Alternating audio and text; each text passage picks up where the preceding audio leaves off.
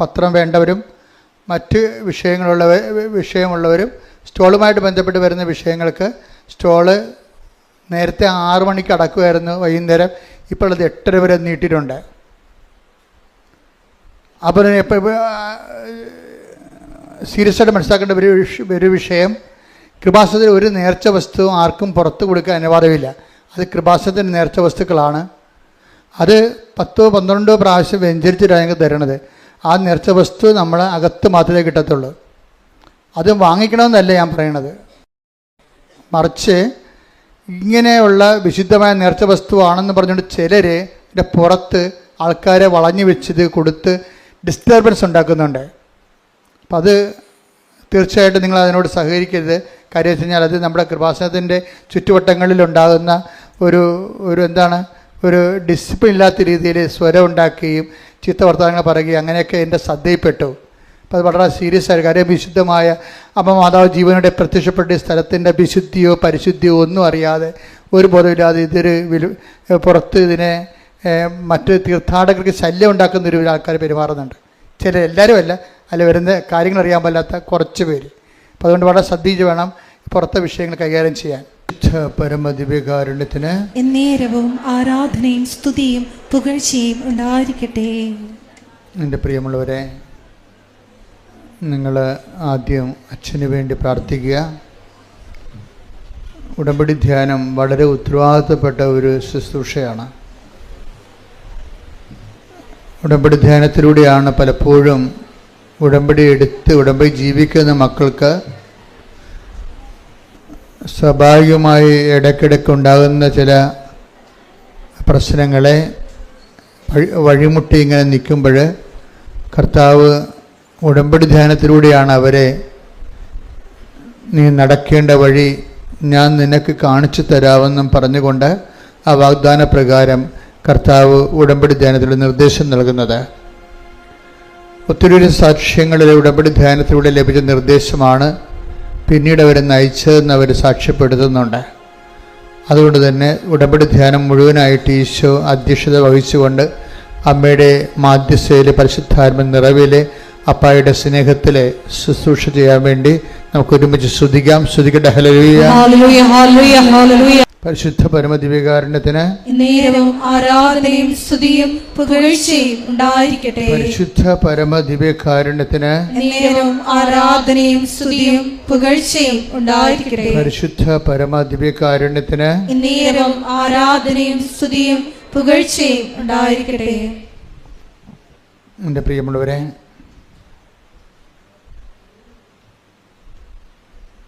ഒരു നിമിഷം മൗനമായി ഓൺലൈനിലുള്ളവരും നമ്മളെ തന്നെ കർത്താവിൻ്റെ അനുഗ്രഹത്തിന് വെളിപാടിനുമായി സമർപ്പിക്കേണ്ടതാണ്. കർത്താവ് ഇതിൻ്റെ ഉന്നതമായ നാമത്തിന് സ്വസ്ഥം ചെയ്യുന്നു. കർത്താവ് ഇതിൻ്റെ വിശുദ്ധ പൗരോഹിത്യത്തെ മഹത്വപ്പെടുത്തണമേ.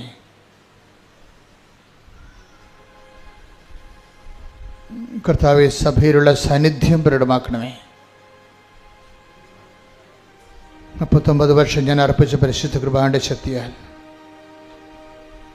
കൃപാസ്ഥാന ജീവനോടെ പ്രത്യക്ഷപ്പെട്ട പരിശുദ്ധ അമ്മയുടെ മാധ്യസ്ഥത്തിലെ ഈ അൾത്താറിൽ നടന്ന 10,000-കണക്കിന് ആരാധന ശക്തിയാൽ ഈ ധ്യാനത്തിന്റെ ഭാഗമാകുന്നവർ കർത്താവിന്റെ ആത്മാവിനാൽ അഭിഷിക്തരാകട്ടെ. സ്തുതിക്കട്ടെ. ഹല്ലേലൂയ, ഹല്ലേലൂയ, ഹല്ലേലൂയ, ഹല്ലേലൂയ, ഹല്ലേലൂയ, ഹല്ലേലൂയ, മഹത്വം, മഹത്വം, ആരാധന, ഹല്ലേലൂയ, ഹല്ലേലൂയ. എൻ്റെ പ്രിയപ്പെട്ടവരെ, ഉടമ്പടി പലപ്പോഴും ഡ്രൈ ആയിട്ടുള്ള ഉടമ്പടിയുണ്ട്, അതുപോലെ തന്നെ ഫ്രഷ് ആയിട്ടുള്ള ഉടമ്പടിയുണ്ട്. ഈ ആധ്യാത്മികതയുടെ എല്ലാ സബ്ജക്റ്റിലും ഡ്രൈയും അതുപോലെ തന്നെ ഫ്രഷും ഉണ്ട്. ഡ്രൈ എന്ന് പറയുന്നത് വരണ്ട രീതിയിലുള്ള ഒരു ഉടമ്പടി ജീവിതം സാധ്യമാണ്. പലരും അങ്ങനെ ഒരു വരണ്ട ജീവിതമാണ് നയിക്കുന്നത്, ഉടമ്പടിയുടെ വരണ്ട ജീവിതം. അതുകൊണ്ടാണ് അവർക്ക് ദൈവത്തിൻ്റെ ഇടപെടലില്ലാത്തതിൻ്റെ കാരണം അതാണ്. ഇന്ന് രാവിലെ ഞാനൊരു സാക്ഷ്യം കേട്ടപ്പോൾ അതിൽ പറഞ്ഞത്, ഒരു മോളിവിടെ രാവിലെ മുതൽ ഇവിടെ വന്നിട്ടുണ്ട്. എന്നിട്ട് അവരിങ്ങനെ എന്ത് ചെയ്യണമെന്ന് അവർക്കൊരു ഐഡിയ ഇല്ല. First time she's coming. ആദ്യം വരണവരാണ്. അവർ ഉടമ്പടി എടുക്കണം, എടുത്താലിത് പൂർത്തിയാക്കാൻ പറ്റുമോ എന്നൊക്കെ ഇങ്ങനെ കയ്യാലപ്പുറത്ത് തേങ്ങാ പോലെ ഇങ്ങനെ ആലോചിച്ചിരിക്കുമ്പോൾ ഉടമ്പടി എടുത്ത ഒരു കൊച്ചിനോട് പറഞ്ഞ്, കൊച്ചെ ഒന്ന് പറഞ്ഞു തരാമോ എന്താണ് ഉടമ്പടി എന്ന്. അപ്പോൾ അവൾ പറഞ്ഞ് അത് സിമ്പിളാണ്, രാവിലെ എഴുന്നേറ്റ് പ്രാർത്ഥിക്കണം, ഒരു പ്രത്യക്ഷ പ്രാർത്ഥന ഉണ്ട്, വൈകുന്നേരം പ്രാർത്ഥിക്കണം, പിന്നെ ഉപവാസം. അപ്പോൾ ഞാൻ ഉപവാസം ഞാൻ ഉടമ്പടി ഇല്ലാതെ തന്നെ എടുക്കുന്നതാണ്. അപ്പോൾ അത്രയും സിമ്പിളാണല്ലേ. അതാണ് ഡ്രൈ ഉടമ്പടി എന്ന് പറയുന്നത്. ആ പെരിച്ചാഴി പോലും പറഞ്ഞു കൊടുത്ത പോലും എന്ത് തെറ്റാണെന്ന് നോക്കി. അവർ ഉടമ്പടി എടുത്ത കക്ഷിയാണ്. അവർ പറഞ്ഞു കൊടുത്തിരിക്കുന്ന സംഭവം എന്ന് പറയുന്നത് രാവിലെ എഴുന്നേറ്റ് പ്രാർത്ഥിക്കണം, വൈകുന്നേരവും പ്രാർത്ഥിക്കണം, പിന്നെ ഇടയ്ക്കൊന്ന് ഉപവസിക്കണം ഏതെങ്കിലും ദിവസം, അത്രയേ ഉള്ളെന്ന്. അപ്പോൾ ഉടമ്പടി ഒരു ഘടകവും ഇവർ പറഞ്ഞിട്ടില്ല. കാര്യം ഇവരും ഉടമ്പടി എടുത്ത കക്ഷിയാണ്. ഉടമ്പടി എടുത്ത ആളിൻ്റെ ഗതികേട് കണ്ടില്ലേ. ഇതിനാ ഡ്രൈ കവനൻ്റ് എന്ന് പറയുന്നത്, ഉണക്ക ഉടമ്പടി എന്ന് പറയും. ഇതിൻ്റെ ഫ്രഷ് എന്ന് പറയുന്ന സംഭവം എന്ന് പറയുന്നത് എപ്പോഴും നമ്മൾ, അപ്പം നിങ്ങൾ ചോദിക്കുക എന്താണ് ഫ്രഷായിട്ടുള്ള ഉടമ്പടി? ഫ്രഷായിട്ടുള്ള ഉടമ്പടി എന്ന് പറയണത്, അഥവാ അതെങ്കിലും ഉടമ്പടി 100% വിജയിക്കാൻ വേണ്ടി നമ്മൾ എന്താണ് ചെയ്യേണ്ടത്? അതിൽ എപ്പോഴും നമ്മളെന്തിനാണ് ദൈവത്തിൻ്റെ വചനങ്ങൾ എന്തിനാണ് എപ്പോഴും വായിക്കുന്നത്? ദൈവത്തിൻ്റെ വചനം വായിക്കുന്നവരിലും 2 തരമുണ്ട്. ദൈവം പറഞ്ഞിട്ട് വായിക്കുന്നവരും ദൈവം പറയാണ്ട് ജോസഫച്ചൻ പറഞ്ഞിട്ട് വായിക്കുന്നവരുമുണ്ട്. അപ്പം നിങ്ങൾ ജോസഫച്ചൻ പറഞ്ഞത് ദൈവം പറഞ്ഞതല്ലേ എന്ന്. അതല്ല, ഉടമ്പടി നിയമപ്രകാരം അരമണിക്കൂർ സാങ്കേതികമായിട്ട് വചനം വായിക്കണമല്ലോ, ഇല്ലേ? അപ്പം അതുകൊണ്ട് അവരതനുസരിച്ചുകൊണ്ട് ആദത്തിൻ്റെ കഥ തൊട്ട് വായിക്കാൻ തുടങ്ങും. അങ്ങനെ ഓരോ ഘട്ടവും ഓരോ സമയത്ത് അരമണിക്കൂർ. അതല്ല ഞാൻ പറഞ്ഞിരിക്കുന്നത്. ഉടമ്പടിയിൽ നിങ്ങൾ എപ്പോഴും നമ്മൾ ശ്രദ്ധിക്കേണ്ട ഒരു വിഷയം, ഉടമ്പടി ദൈവത്താൽ നയിക്കപ്പെടുന്ന ലെഡ് ബൈ ഹോളി സ്പിരിറ്റ് ആയിട്ടുള്ള ഒരു റീഡിംഗ് ഉണ്ട്. നിങ്ങൾ ഉടമ്പടി ഫ്രഷ് കവനൻ്റിലാണെങ്കിൽ നിങ്ങൾ വായിക്കേണ്ട ഭാഗം ദൈവം നിങ്ങൾക്ക് തിരഞ്ഞെടുത്ത് തരും. എന്നുവെച്ചാൽ ഉടമ്പടിയുടെ വഴിയിലൂടെ പോകുമ്പോൾ ഈ ദൈവവചനത്തിൻ്റെ ഒരു പ്രത്യേകത എന്ന് വെച്ച് കഴിഞ്ഞാൽ ഇപ്പോഴും ആയിരക്കണക്കിന് സാക്ഷ്യങ്ങളാണ് മനുഷ്യർ പറയണത്. ഒരു സുലുവിൻ്റെ സാക്ഷ്യം ഞാൻ കേട്ടു. അപ്പോഴെന്താ സാക്ഷ്യത്തിൻ്റെ പ്രത്യേകത എന്ന് വെച്ചാൽ അവരെ സംബന്ധിച്ചിടത്തോളം അവർക്ക് യൂറോപ്പിൽ പോകുന്നതിൻ്റെ കാരണം വെച്ച് കഴിഞ്ഞാൽ അവർ 10-25 വർഷമായിട്ട് ഒരു നേഴ്സാണ്. പിന്നെ അവർ ഇതുപോലെ യോഗ്യതാ പരീക്ഷകളെല്ലാം ട്രെയിനറാണ്. അവർ പഠിപ്പിച്ച കുഞ്ഞുങ്ങളെല്ലാവരും ജർമ്മനിയിലും അയർലൻഡിലും അവിടെയൊക്കെ പോയി. ഇവർ മാത്രം ഇപ്പോഴും കരക്ക് നിൽക്കുകയാണ്. അപ്പോൾ ഇവരുടെ 10-20 കൊല്ലമായില്ലേ, ഇവർ പഠിപ്പിച്ച കുഞ്ഞുങ്ങളെല്ലാം ഇപ്പോൾ വലിയ നിലയിലായിപ്പോയി. അപ്പോൾ ഇവരുടെ മക്കൾ ചോദിച്ചു, അമ്മയ്ക്ക് എന്താ പോകാൻ പറ്റാത്തതെന്ന് ചോദിച്ചു. ഇവരുടെ മക്കളിപ്പോൾ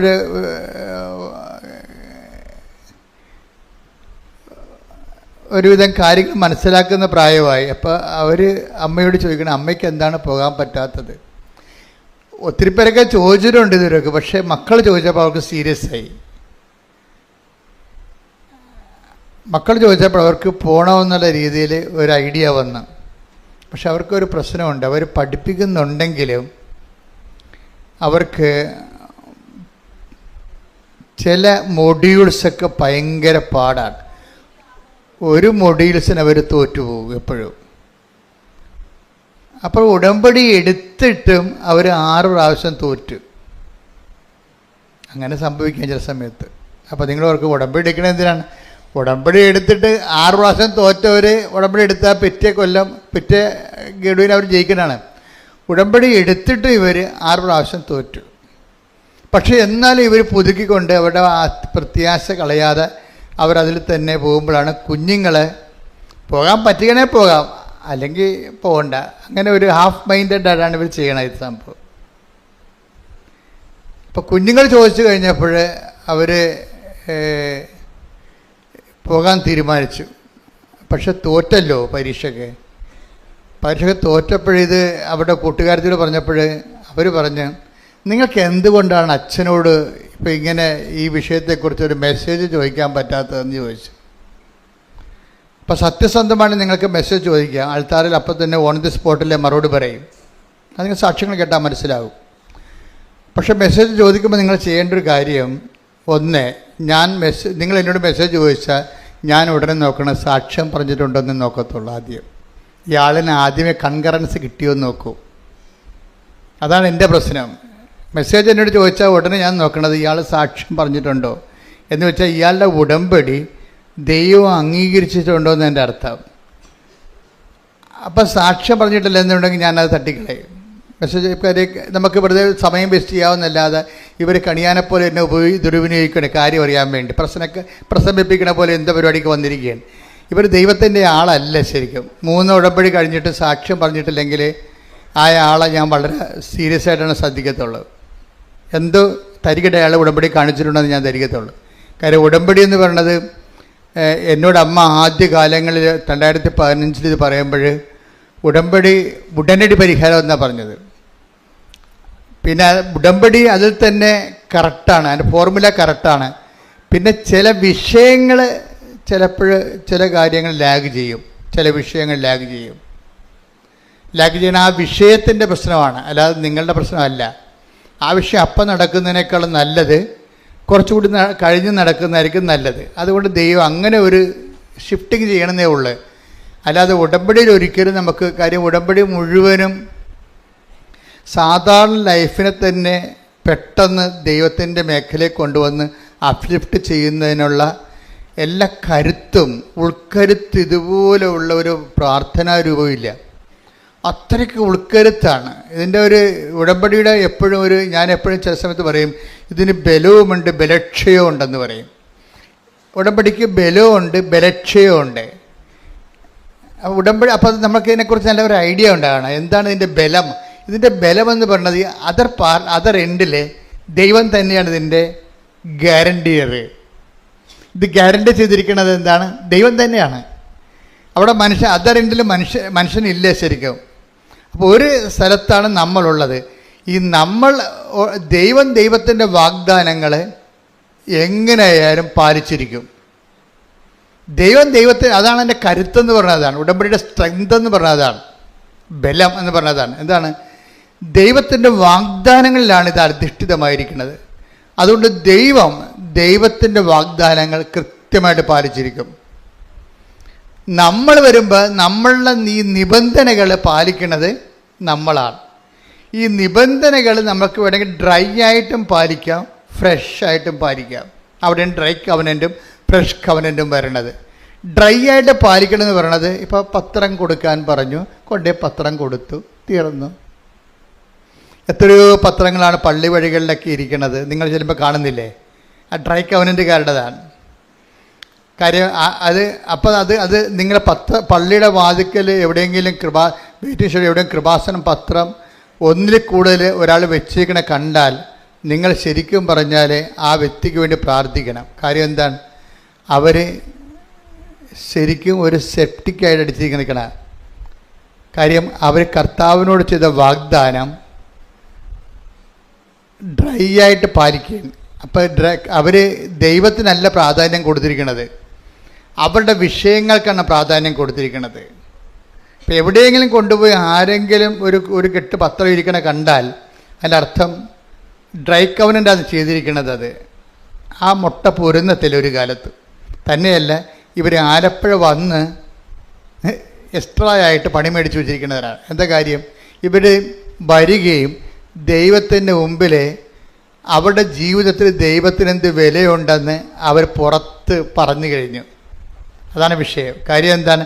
കർത്താവിനെ അറിയാത്തവരെ അറിയിക്കാൻ വേണ്ടിയും അറിഞ്ഞവരെ ആഴപ്പെടുത്താൻ വേണ്ടിയും ആണ് ഈ ഉടമ്പടി എടുക്കുന്നത്. പക്ഷേ ഇത് ചെയ്യണത് നമുക്ക് ഡ്രൈ ആയിട്ട് ചെയ്യാമെന്ന് വെച്ച് കഴിഞ്ഞാൽ ആ നിയമപരമായിട്ട് എന്താണ് ചെയ്യേണ്ടത് അത് മാത്രം ചെയ്ത് പാലിക്കാം. പക്ഷേ ചിലരിത് ഫ്രഷായിട്ട് ചെയ്യും. ഫ്രഷായിട്ട് ചെയ്യണമെന്ന് വെച്ച് കഴിഞ്ഞാൽ അവരത് ദൈവസ്നേഹത്തോടെയാണ് ചെയ്യണത്. ദൈവസ്നേഹമാണ് എൻ്റെ കണ്ടന്റ് എന്ന് പറയണത്. നമ്മൾ എന്ത് ചെയ്യുമ്പോഴും ഓർക്കുക, അത് ഒരു മീഡിയം ഫ്രഷ് ഉണ്ട്, മാക്സിമം ഫ്രഷ് ഉണ്ട്. ഉടമ്പടി തന്നെ ഒരു ഡ്രൈ കവനൻ്റും ഉണ്ട്, ഫ്രഷ് കവനൻ്റും ഉണ്ട്. അതിന് മീഡിയം ഫ്രഷ് ഉണ്ട് എന്ന് വെച്ച് കഴിഞ്ഞാൽ ഒരു സ്വാഭാവികമായ ദൈവസ്നേഹത്തോടെ നമ്മൾ ഈ വിഷയങ്ങളെല്ലാം ചെയ്യും. എപ്പോഴും നമ്മൾ ചെയ്യണം. നിങ്ങൾ രോഗികളെ കാണാൻ പോകുമ്പോഴും അത് ആ രോഗികളെ കാണുമ്പോൾ ഉടമ്പടിയുടെ നിയമമുണ്ട്, അതുകൊണ്ടാണ് ഞാനിത് കാണുന്നത് എന്നല്ല. അതപ്പോൾ ഡ്രൈ കവനൻ്റായി പോകും. അത് ക്രിസ്തു ആണെന്നും പറഞ്ഞ് കാണുന്നെങ്കിൽ ക്രിസ്തുവിനെക്കുറിച്ച് നമുക്ക് ഉള്ളിലുള്ളിൽ വല്ലാത്തൊരു സ്നേഹമുണ്ടാകണം. ഒന്ന് പ്രാർത്ഥിച്ചേ. കർത്താവായ ദൈവമേ, ഉടമ്പടിയുടെ ഓരോ അംശങ്ങളും അങ്ങയെ വ്യക്തിപരമായി സ്നേഹിക്കുന്ന തികഞ്ഞ ദൈവസ്നേഹത്തിന്റെ പ്രേക്ഷിത പ്രവർത്തകരായി എന്നെ ഞങ്ങളെ അഭിഷേകം ചെയ്യണമേ. ശ്രുതികട്ടെ. യോഗം ഓൾറെഡി നിങ്ങൾ ദൈവത്തിന്റെ സമർപ്പിച്ചില്ലേ? അത് വെറുതെ കൊണ്ടുവന്ന് ഇട്ടിരിക്കണമല്ല, പരിശുദ്ധ അമ്മ വഴിയാണ് നിങ്ങൾ എടുത്തിരിക്കണത്. ഇതിലൊന്നും നിങ്ങൾക്ക് വിശ്വാസം ഇല്ലാത്തതുകൊണ്ടാണ് നിങ്ങൾ അത് തന്നെ പിന്നെ പറഞ്ഞുകൊണ്ടിരിക്കണത്. നിങ്ങൾ ആര് വഴിയാണ് ഇത് കൊടുത്തിരിക്കണത്? പരിശുദ്ധ അമ്മ വഴിയാണ് നിങ്ങൾ കർത്താവിൻ്റെ അടുത്ത് നിങ്ങളുടെ കണ്ണീര് കൊടുത്തിരിക്കണത്. നിങ്ങൾ പിന്നെയും ദൈവത്തോട് പ്രാർത്ഥിക്കുമ്പോൾ അത് തന്നെ പറഞ്ഞുകൊണ്ടിരുന്നതിൻ്റെ അർത്ഥം എന്താണ്? അമ്മയെടുത്ത് കൊടുത്തതൊക്കെ നിങ്ങൾ അംഗീകരിക്കണില്ല എന്നുള്ളതാണ്. ഒന്നൊക്കെ നിങ്ങൾക്ക് വിവരമില്ല, അല്ലെങ്കിൽ നിങ്ങൾ വിഡ്ഢിവേഷം കെട്ടുകയാണ്. എന്ന് വെച്ച് കഴിഞ്ഞാൽ നിങ്ങൾ അത് തന്നെയല്ലേ പിന്നെയും പറയണത്. ഇത് ഡ്രൈ കവനൻ്റായിട്ട് വരും. കാര്യം നിങ്ങൾ ഒരിക്കൽ അമ്മയെടുത്ത് ഉടമ്പടി പ്രകാരം കൊടുത്ത കാര്യങ്ങൾ പിന്നെ നിങ്ങൾ ഒരിക്കലും പ്രാർത്ഥന പറയരുത്. നിങ്ങൾ ഉടമ്പടി ചെയ്ത കാര്യങ്ങൾ ദൈവം അംഗീകരിച്ചു, അതിൻ്റെ ഫസ്റ്റ് സ്റ്റെപ്പ് പൂർത്തിയാക്കി. അപ്പോൾ നിങ്ങൾക്ക് കമ്മ്യൂണിക്കേറ്റ് ചെയ്യാം. അമ്മയോട് അമ്മ ഉടമ്പടി എടുത്തു കഴിഞ്ഞു, ഓൾറെഡി ഫയലിൽ ഇത്രയും സ്റ്റെപ്സേക്ക് മുന്നോട്ട് പോകുന്നുണ്ട്, അതിൽ നന്ദി പറയാം. നിങ്ങൾക്ക് നന്ദി പറയാം. അപ്പോൾ ഈ എപ്പോഴും നമ്മൾ ശ്രദ്ധിക്കേണ്ടത്, ഉടമ്പടി ഇട്ട വിഷയങ്ങൾ വീണ്ടും തന്നെ ഈ താറാവ് സ്വരം ഉണ്ടാക്കുന്ന പോലെ കറകുറാന്ന് പറഞ്ഞ് എപ്പോഴും സ്വരം ഉണ്ടാക്കിക്കൊണ്ടിരുന്നു കഴിഞ്ഞാൽ നിങ്ങൾക്ക് എന്തോ തലക്ക് വട്ടാണെന്ന് ദൈവം വിചാരിക്കത്തുള്ളൂ. ഒന്നാമത് നിങ്ങൾ ചെയ്ത ഉടമ്പടിയിൽ നിങ്ങൾക്ക് തന്നെ വിശ്വാസമില്ല എന്ന കാര്യം നിങ്ങളെ ഏൽപ്പിച്ച ആളാരാണെന്ന് നിങ്ങൾക്ക് അറിയത്തില്ല. അമ്മയെടുത്ത് നിങ്ങൾ ഏൽപ്പിച്ചിരിക്കണത്. രണ്ടാമത് അമ്മ അത് പാസ് ചെയ്യുന്ന അടുത്ത് ഈശോൻ്റെ അടുത്താണ്. ഇതിനെക്കുറിച്ചൊന്നും നിങ്ങൾക്ക് യാതൊരു അറിവുമില്ലാതെ ഈ ഉടമ്പടി മൂന്നാമത്തെ പുതുക്കിയാലും പിന്നെയും ആ നിയോഗത്തിനെ പറ്റി ദൈവത്തെ ഓർപ്പിച്ചുകൊണ്ടിരിക്കും. ദൈവത്തിന് എന്താണ് ഓർമ്മക്കുറവാണ്. അതെപ്പോഴും ശ്രദ്ധിക്കണം. അത് തന്നെ പിന്നെയും പറഞ്ഞുകൊണ്ടിരിക്കും. ഇതിങ്ങനെ ഒരിക്കലും ചെയ്യരുത് എൻ്റെ മക്കൾ. ഞാൻ പറയണത് ആ വിഷയം നിങ്ങൾ ഡീല് പോലും ചെയ്യരുത്. നിങ്ങൾ ഡീല് ചെയ്യേണ്ട വിഷയം എന്താണ്? ഫ്രഷ് കവനൻ്റ് എന്ന് പറയുമ്പോൾ നിങ്ങൾ കൈകാര്യം ചെയ്യേണ്ട വിഷയങ്ങൾ എന്താണ്? നിങ്ങൾ ദൈവത്തോട് ചെയ്തിട്ടുള്ള വാഗ്ദാനങ്ങളുണ്ട്, നിബന്ധനകൾ. അതിലാണ് നിങ്ങൾ ശ്രദ്ധിക്കേണ്ടത്. ദൈവത്തോട് ചെയ്ത വാഗ്ദാനങ്ങൾ. ഈ ദൈവത്തോട് ചെയ്ത വാഗ്ദാനങ്ങൾ നമുക്ക് ഒരു നിയമപരമായിട്ട് സാങ്കേതികമായിട്ട് ചെയ്യാം. അതിനാണ് ഡ്രൈ കവനൻ്റ് എന്ന് പറയണത്. അങ്ങനെ പറഞ്ഞു, അച്ഛൻ കൊച്ചി പോകാൻ ഞാൻ പറഞ്ഞില്ല, അച്ഛൻ കൊച്ചി പോകാൻ പറഞ്ഞു, ഞാൻ കൊച്ചി പോയെന്ന് പറയത്തില്ല. അതുപോലെ ടെക്നിക്കലായിട്ട് നിങ്ങൾ ചെയ്യാം. ടെക്നിക്കലായിട്ട് ചെയ്താൽ ഉടമ്പടി ലാഗ് ചെയ്യും. ടെക്നിക്കലായിട്ടല്ലോ. കാര്യം ഉടമ്പടി ഒന്ന് പുതുക്കിയെന്ന് പറഞ്ഞു കഴിഞ്ഞാൽ അത്രയും നിങ്ങൾക്ക് ആ 30% ഈ വിഷയത്തിൽ ദൈവസ്നേഹം വളർന്നിരിക്കണം ആളിനെ. ഉടമ്പടി ഒന്ന് പുതുക്കിയെന്ന് പറഞ്ഞാൽ ആളിൻ്റെ ദൈവസ്നേഹം വളർന്നിരിക്കണം. ഈ കൗൺസിലേഴ്സിനൊക്കെ വെച്ചിരിക്കുന്നത് അത് അസസ് ചെയ്യാനാണ്. അല്ല നിങ്ങൾ കുമ്പസാരിച്ചാൽ കുർബാന സ്വീകരിച്ചാൽ നോക്കാനല്ല വെച്ചിരിക്കുന്നത്. നിങ്ങളുടെ ആധ്യാത്മിക ജീവിതം അസസ് ചെയ്യാനാണ് വെച്ചിരിക്കുന്നത്. എന്ന് വെച്ചാൽ അത്രയും ദൈവസ്നേഹം നിങ്ങൾ വളർന്നോ? ദൈവസ്നേഹം വളർന്നോ എന്ന് നമുക്ക് എങ്ങനെ അറിയാൻ പറ്റും? സ്നേഹത്തിൻ്റെ ഫീച്ചേഴ്സ് നമ്മളുടെ കയ്യിലല്ല. പരിശുദ്ധാത്മാവ് അതിനെക്കുറിച്ച് കൃത്യമായ മാനദണ്ഡങ്ങൾ നൽകിയിട്ടുണ്ട്. ദൈവസ്നേഹത്തിൽ ഒരു വ്യക്തി വളരുമ്പോൾ ആ ദൈവസ്നേഹത്തിൽ വളരുന്നതിന് ആ ദൈവസ്നേഹത്തിലാണ്. നമുക്ക് ലോകസ്നേഹത്തിൽ വളരാം, വ്യക്തിസ്നേഹത്തിൽ വളരാം എന്നും. പക്ഷേ ദൈവസ്നേഹത്തിൽ വളരുക എന്ന് പറയുന്നത് പരിശുദ്ധാത്മാവിൻ്റെ ഫലങ്ങളായിട്ട് വരുന്ന ദൈവസ്നേഹമാണ്. അപ്പം അതിൻ്റെ ഫീച്ചേഴ്സ് ഉണ്ട്. Take the word of God. 1 Corinthians 13:4. സ്നേഹം ദീർഘക്ഷമയും ദയയുമുള്ളതാണ്. ഇതാണ് ഫസ്റ്റ് ഫീച്ചർ. അതാണ് നിങ്ങൾ ഒന്ന് പുതുക്കി കഴിയുമ്പോൾ ഇത് ടെസ്റ്റ് ചെയ്ത് നോക്കണം. കുഞ്ഞമ്മ, അന്നമ്മ, ആരാണെന്നെങ്കിലും എന്താണ് അന്നമ്മ? ദീർഘക്ഷമയും ദയയും ഉള്ളതാണെന്ന് പോയി പണി നോക്കാൻ പറയും. അതാണ് പ്രശ്നം. നമ്മളവിടെ സ്നേഹത്തിൻ്റെ പാലിലെല്ലാം നമ്മുടെ പേരെഴുതി വെക്കണം. ഭയങ്കര പാടാ. ഞാൻ നോക്കിയിട്ടുള്ളതാണ്, ഞാൻ തന്നെ പണി മേടിച്ചിട്ടുള്ളതാണിത്. എന്ന് വെച്ചാൽ ഇതിൻ്റെ അകത്ത് വരുന്നത് ഈ ഒരു ഒന്നാം പുതുക്കൽ കഴിയുമ്പോൾ നിങ്ങളെന്ത് ചെയ്യണത്? എനിക്ക് ഓഫർ ലെറ്റർ വന്നു, അതിനുശേഷം വിസ വന്നു, ടിക്കറ്റ് വന്നു.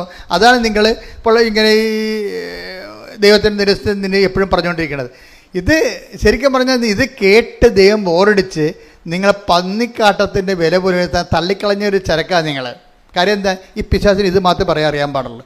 ദൈവത്തെ സ്നേഹിക്കാനോ സ്നേഹത്തിൻ്റെ സുവിശേഷമോ സുവിശേഷ സാക്ഷ്യമോ ഈ വിഷയത്തെക്കുറിച്ച് ഒന്നും ഒരു ബോധവും ഇല്ല. ഉടമ്പടി എന്ന് പറഞ്ഞാൽ എന്താ? രാവിലെ എഴുന്നേക്കണം, വൈകുന്നേരം എഴുന്നേക്കണം, വൈകുന്നേരം കിടക്കണം, ഇടയ്ക്ക് ഉപവസിക്കണം. ഇതാണ്. ഇത്രയും കുറെ കണ്ടാമൃഗങ്ങൾ ഉടമ്പടി എടുത്തിട്ടുണ്ട്. സങ്കടം തോന്നും കേട്ട് കഴിഞ്ഞാൽ. അതായത് നിങ്ങൾ ക്ലാസ് ശ്രദ്ധിക്കണില്ല എന്ന് തോന്നണേ. അതിനാൽ അച്ഛൻ്റെ ധ്യാനം കൂടാത്ത കുറേ ആൾക്കാരുണ്ട്. ശരിക്കും പുതുക്കാൻ വരുമ്പോൾ കൗൺസിലേഴ്സ് ശ്രദ്ധിക്കണം. ഞാൻ പറയുമ്പോൾ എന്താ വെച്ചാൽ കൗൺസിലേഴ്സ് എപ്പോൾ ശ്രദ്ധിക്കേണ്ടത്? ധ്യാനം കൂടുന്നുണ്ടെന്ന് ഉറപ്പ് വരുത്തണം, അല്ലെങ്കിൽ പുതുക്കി കൊടുക്കരുത്. പുതുക്കണ കാര്യമില്ല. കാര്യം ഈ അപ്ഡേഷൻസ് എല്ലാം വരണം ഉടമ്പടി ധ്യാനത്തിലാണ് വരണേ. ഉടമ്പടി ധ്യാനത്തിലാണ്, ഈ ചൊവ്വാഴ്ചയുള്ള ധ്യാനത്തിലാണ്, ഓൺലൈൻ ധ്യാനത്തിലാണ് ഉടമ്പടിയുടെ അപ്ഡേഷൻസ് വരണതും ഉടമ്പടിയുടെ ആൾക്കാരോട് ഈശോ സംസാരിക്കണതും അങ്ങനെയാണ്. അപ്പം സംസാരിക്കുന്ന സമയത്ത് ചിലപ്പോൾ പേഴ്സണലായിട്ട് സംസാരിക്കും, ഓരോ വ്യക്തികളും അവരുടെ വിഷയങ്ങൾ മാത്രം സംസാരിക്കും, അതെല്ലാം സന്ദേശമായിട്ട് സംസാരിക്കും. അങ്ങനെ ദൈവത്തിൻ്റെ ഇടപെടൽ ഉള്ള ഒരു കമ്മ്യൂണിക്കേഷനായിട്ടുള്ള ഒരു സ്പോട്ടാണ് ഉടമ്പടി ധ്യാനം എന്ന് പറഞ്ഞാൽ. അത് ആൾ പങ്കെടുത്തിട്ടില്ലെന്ന് പറഞ്ഞാൽ പിന്നെ അത് പുതുക്കേണ്ട കാര്യമില്ല. അത് പുതുക്കേണ്ട കാര്യമില്ല ശരിക്കും പറഞ്ഞാൽ. അതായത് എപ്പോഴും നമ്മൾ ശ്രദ്ധിക്കേണ്ട വിഷയം, ഉടമ്പടി പുതുക്കുമ്പോൾ നിങ്ങൾ ഈ ദൈവസ്നേഹത്തിൽ 1 Corinthians 13:4 ഒന്നൊരു വായിച്ച്. സ്നേഹം ദീർഘക്ഷമയും ദയയുമുള്ളതാണ്. ഇപ്പം 2 ക്വാളിറ്റി ഇവിടെ വരണം. ഒന്ന് പുതുക്കി കഴിയുമ്പോൾ നമ്മളുടെ പേര് പറഞ്ഞാൽ പിന്നീട് എന്താണ്? സ്നേഹം ദീർഘക്ഷമയും ദയയുമുള്ളതാണ്. അപ്പോൾ ഒരു ദയ കാണിക്കാൻ ബാധ്യസ്ഥമാണ്. ചില സമയത്ത് ദയ ആരോടായിരിക്കും കാണിക്കേണ്ടി വരണത്? നമ്മളെക്കാൾ താഴ്ന്നവരോടായിരിക്കും നമുക്ക് ദയ കാണിക്കേണ്ടി വരണത്. ദയ എന്ന് പറഞ്ഞ ഒരു അണ്ടർസ്റ്റാൻഡിങ് ആണ്. ഇപ്പോൾ കഴിഞ്ഞ ദിവസം തന്നെ എൻ്റെ പേരിനോട് ഞാൻ പറഞ്ഞായിരുന്നു, എനിക്ക് വെളുപ്പിന് എഴുന്നേറ്റ് കുർബാനയും ചൊല്ലി പോകണം, അതുകൊണ്ട് കുർബാനക്ക് ഒരുക്കണമെന്ന് പറഞ്ഞായിരുന്നു. അപ്പോൾ ഞാൻ രാവിലെ കുർബാന ചെല്ലാൻ വന്നപ്പോൾ കുർബാനക്ക് ഒരുക്കിയിട്ടില്ല. പക്ഷേ ഞാൻ അദ്ദേഹത്തോട് വളരെ സൗമ്യവും സ്നേഹമായിട്ട് പ്രാർത്ഥിച്ചു, പെരുമാറി. എനിക്ക് വേണമെങ്കിൽ ആളെ സസ്പെൻഡ് ചെയ്യാം. എന്താ കാര്യം? ഡയറക്റ്റ് പറഞ്ഞിട്ട് കേൾക്കാത്ത ആളെ പിന്നെ ആര് പറഞ്ഞിട്ട് കേൾക്കാനാ? അപ്പോൾ ഞാൻ എന്താ മനസ്സിലാക്കിയത്? ഞാൻ ദയ കാണിച്ചു. എന്താ കാര്യം? അദ്ദേഹം ചിലപ്പോൾ വർക്കിൻ്റെ ടൈറ്റ് കൊണ്ട് ചിലപ്പോൾ മറന്നുപോയ മനഃപൂർവ്വം അല്ലെന്ന് ഞാൻ ധരിച്ചു. ഇതിനാണ് ദയ എന്ന് പറയണത്. അപ്പം നമ്മൾ ഓരോ വ്യക്തികളും ഓരോ സംസാരം നടക്കുമ്പോൾ ഈ വിഷയത്തിൽ ക്വാളിറ്റേറ്റീവിലായിട്ട് നിങ്ങൾ ഗ്രോത്ത് ചെയ്തോ? ഒന്ന് പുതുക്കുമ്പോൾ നോക്കണം. ഞാൻ ഇത്രയും അടുത്തത് വായിച്ച് 13:5 വായിച്ച്. 1 Corinthians 13:5. സ്നേഹം അനുചിതമായി പെരുമാറുന്നില്ല, സ്വാർത്ഥം അന്വേഷിക്കുന്നില്ല. അപ്പൊ ഇത് കറക്റ്റായിട്ട് ചെയ്യണം. ഈ സ്നേഹത്തിന്റെ സ്ഥലത്തെല്ലാം നിങ്ങളുടെ പേര് എഴുതി വായിക്കണം. നിങ്ങളുടെ പേരെന്താണെന്ന് വെച്ചാൽ അതനുസരിച്ചുണ്ട്. അപ്പോൾ നിങ്ങൾ ഇതിൻ്റെ അകത്ത് കുറേ നോൺ ക്രിസ്ത്യൻസ് ഉണ്ട്. അപ്പോൾ പറയും, ഇതൊക്കെ വായിക്കാൻ ഞങ്ങളാരും ക്രിസ്ത്യൻസ് അല്ല. എന്നാൽ പിന്നെ ഈ പരിപാടിക്ക് നിങ്ങൾ ഇറങ്ങരുത്. ദൈവത്തിനെ പറ്റിച്ച് വയറ്റിപ്പിഴപ്പിന് ഉള്ള വക ഒപ്പിച്ചെടുക്കാനാണ് നിങ്ങൾ ഉടമ്പടി എടുക്കാൻ പറ്റുന്നത്. അങ്ങനെയല്ല. നിങ്ങൾ ഉടമ്പടി എടുക്കുന്നുണ്ടെങ്കിൽ ഇവിടെ ആരുടെ ഇത് ഓപ്ഷണലാണ്. It is only four Christians ഉടമ്പടി എന്ന് പറയണത്. പിന്നെ വേറെ ആരെങ്കിലും ഉടമ്പടി എടുത്തിട്ടുണ്ടെങ്കിൽ അവർ ആ ഉടമ്പടിയുടെ ടേംസ് ആൻഡ് കണ്ടീഷൻസ് വെരിഫൈ ചെയ്യാൻ ബാധ്യസ്ഥരാണ്. അല്ലെങ്കിൽ എടുക്കരുത് അവരെ. ഇതിനകത്ത് പറഞ്ഞിരിക്കുന്ന വിഷയം എന്താണ്? സ്നേഹം അനുചിതമായി പെരുമാറുന്നില്ല. അപ്പം നിങ്ങൾ അക്രൈസ്തവനാണെന്ന് വിചാരിച്ചോ? നിങ്ങളൊരു കക്ഷിയുമായിട്ട് മിണ്ടാതിരിക്കുകയാണ്, സംസാരിക്കാണ്ടിരിക്കുകയാണ്. ഞാൻ കഴിഞ്ഞ ആഴ്ച പറഞ്ഞ പോലെ തന്നെ സംഭവിച്ചെന്ന് വിചാരിച്ചോ? എന്താ സംഭവിച്ചിരിക്കുന്നത്?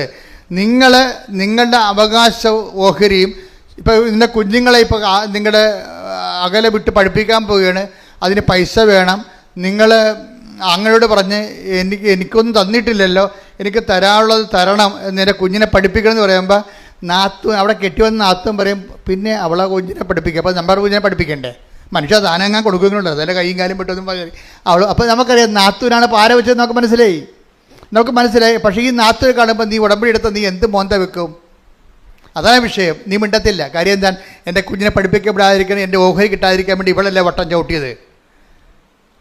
പക്ഷേ ഒരു പ്രശ്നം, നീ ഉടമ്പടി എടുത്ത വ്യക്തിയാണെങ്കിൽ നിന്നെ ഭരിക്കേണ്ടത് ആരാണ്? ക്രിസ്തുവാണ് ഭരിക്കേണ്ടത്. അല്ലാതെ നിൻ്റെ കുടുംബത്തിലുണ്ടാകുന്ന പാരമ്പര്യമായിട്ടുള്ള മൗലിക വികാരങ്ങളല്ല ഭരിക്കേണ്ടത്. എന്ന് പ്രാർത്ഥിക്കുക. കർത്താവായ ദൈവമേ, എൻ്റെ ജീവിതത്തിന്റെ വ്യത്യസ്തങ്ങളായ മണ്ഡലങ്ങളിലെ നിന്നോട് ചെയ്ത ഉടമ്പടി പാലിക്കാൻ സുവിശേഷ വിഹിതമായി മുന്തിയ ദൈവസ്നേഹത്തോടെ പെരുമാറുവാൻ അങ്ങനെ ആത്മീയമായി വളരുവാൻ എന്നെ സഹായിക്കണമേ. ഹല്ലേലൂയ, ഹല്ലേലൂയ, ഹല്ലേലൂയ, ഹല്ലേലൂയ. മഹത്വം, മഹത്വം, ആരാധന, ഹല്ലേലൂയ, ഹല്ലേലൂയ. ഞാനിതുകൊണ്ടാണ് പല കാര്യങ്ങൾക്കും അഭിപ്രായങ്ങൾ പറയാത്തത്. എനിക്ക് വേണമെങ്കിൽ അഭിപ്രായം പറയാം. കേരളത്തിൽ നടക്കുന്ന പല കാര്യങ്ങൾക്കും അഭിപ്രായം പറയാത്തത് എന്തുകൊണ്ടാണ്? പലപ്പോഴും അഭിപ്രായം പറയുമ്പോൾ അത് പരിശുദ്ധാത്മാവിന് നിരക്കുന്നതാണോ അല്ലയോ എന്ന് പറയാൻ ഞാൻ ബാധ്യസ്ഥനാണ്. കാര്യം എന്താണ്? പരിശുദ്ധാത്മാവിലൂടെയാണ് ശുശ്രൂഷ നയിക്കപ്പെടുന്ന. കാരണം പരിശുദ്ധാത്മ നിറക്കാത്ത നിലപാടുകൾ എടുത്തു കഴിഞ്ഞാൽ പരിശുദ്ധാത്മാവിൻ്റെ പ്രവർത്തനങ്ങൾ നിലക്കും, നിർവീര്യമായി പോകും. ഉടമ്പടിക്കാരും ഇത് ശ്രദ്ധിക്കേണ്ടതുണ്ട്. കാര്യം നമ്മളെ ദൈവം രക്ഷിച്ചില്ലെങ്കിൽ പിന്നെ വേറെ ആരും രക്ഷിച്ചില്ലെങ്കിൽ വലിയ കഥയൊന്നുമില്ല. അതെപ്പോഴും ഓർക്കണം. ദൈവം രക്ഷിക്കണം. കാര്യം നമ്മൾ വെടിപ്പും മെനയുമായിട്ട് ദൈവത്തിൻ്റെ വചനങ്ങൾ നിറവേറ്റിക്കൊണ്ട് ഉടമ്പടിയിൽ അങ്ങ് ജീവിക്കുക. എനിക്കറിയാമല്ലോ, ഉടമ്പടിയിൽ കഴിഞ്ഞ ദിവസങ്ങളിൽ ഞാനൊരു വചനം വായിച്ച്, അതായത് 14:9 തോബീസ് എന്ന് പറയുന്ന അപ്പനാ.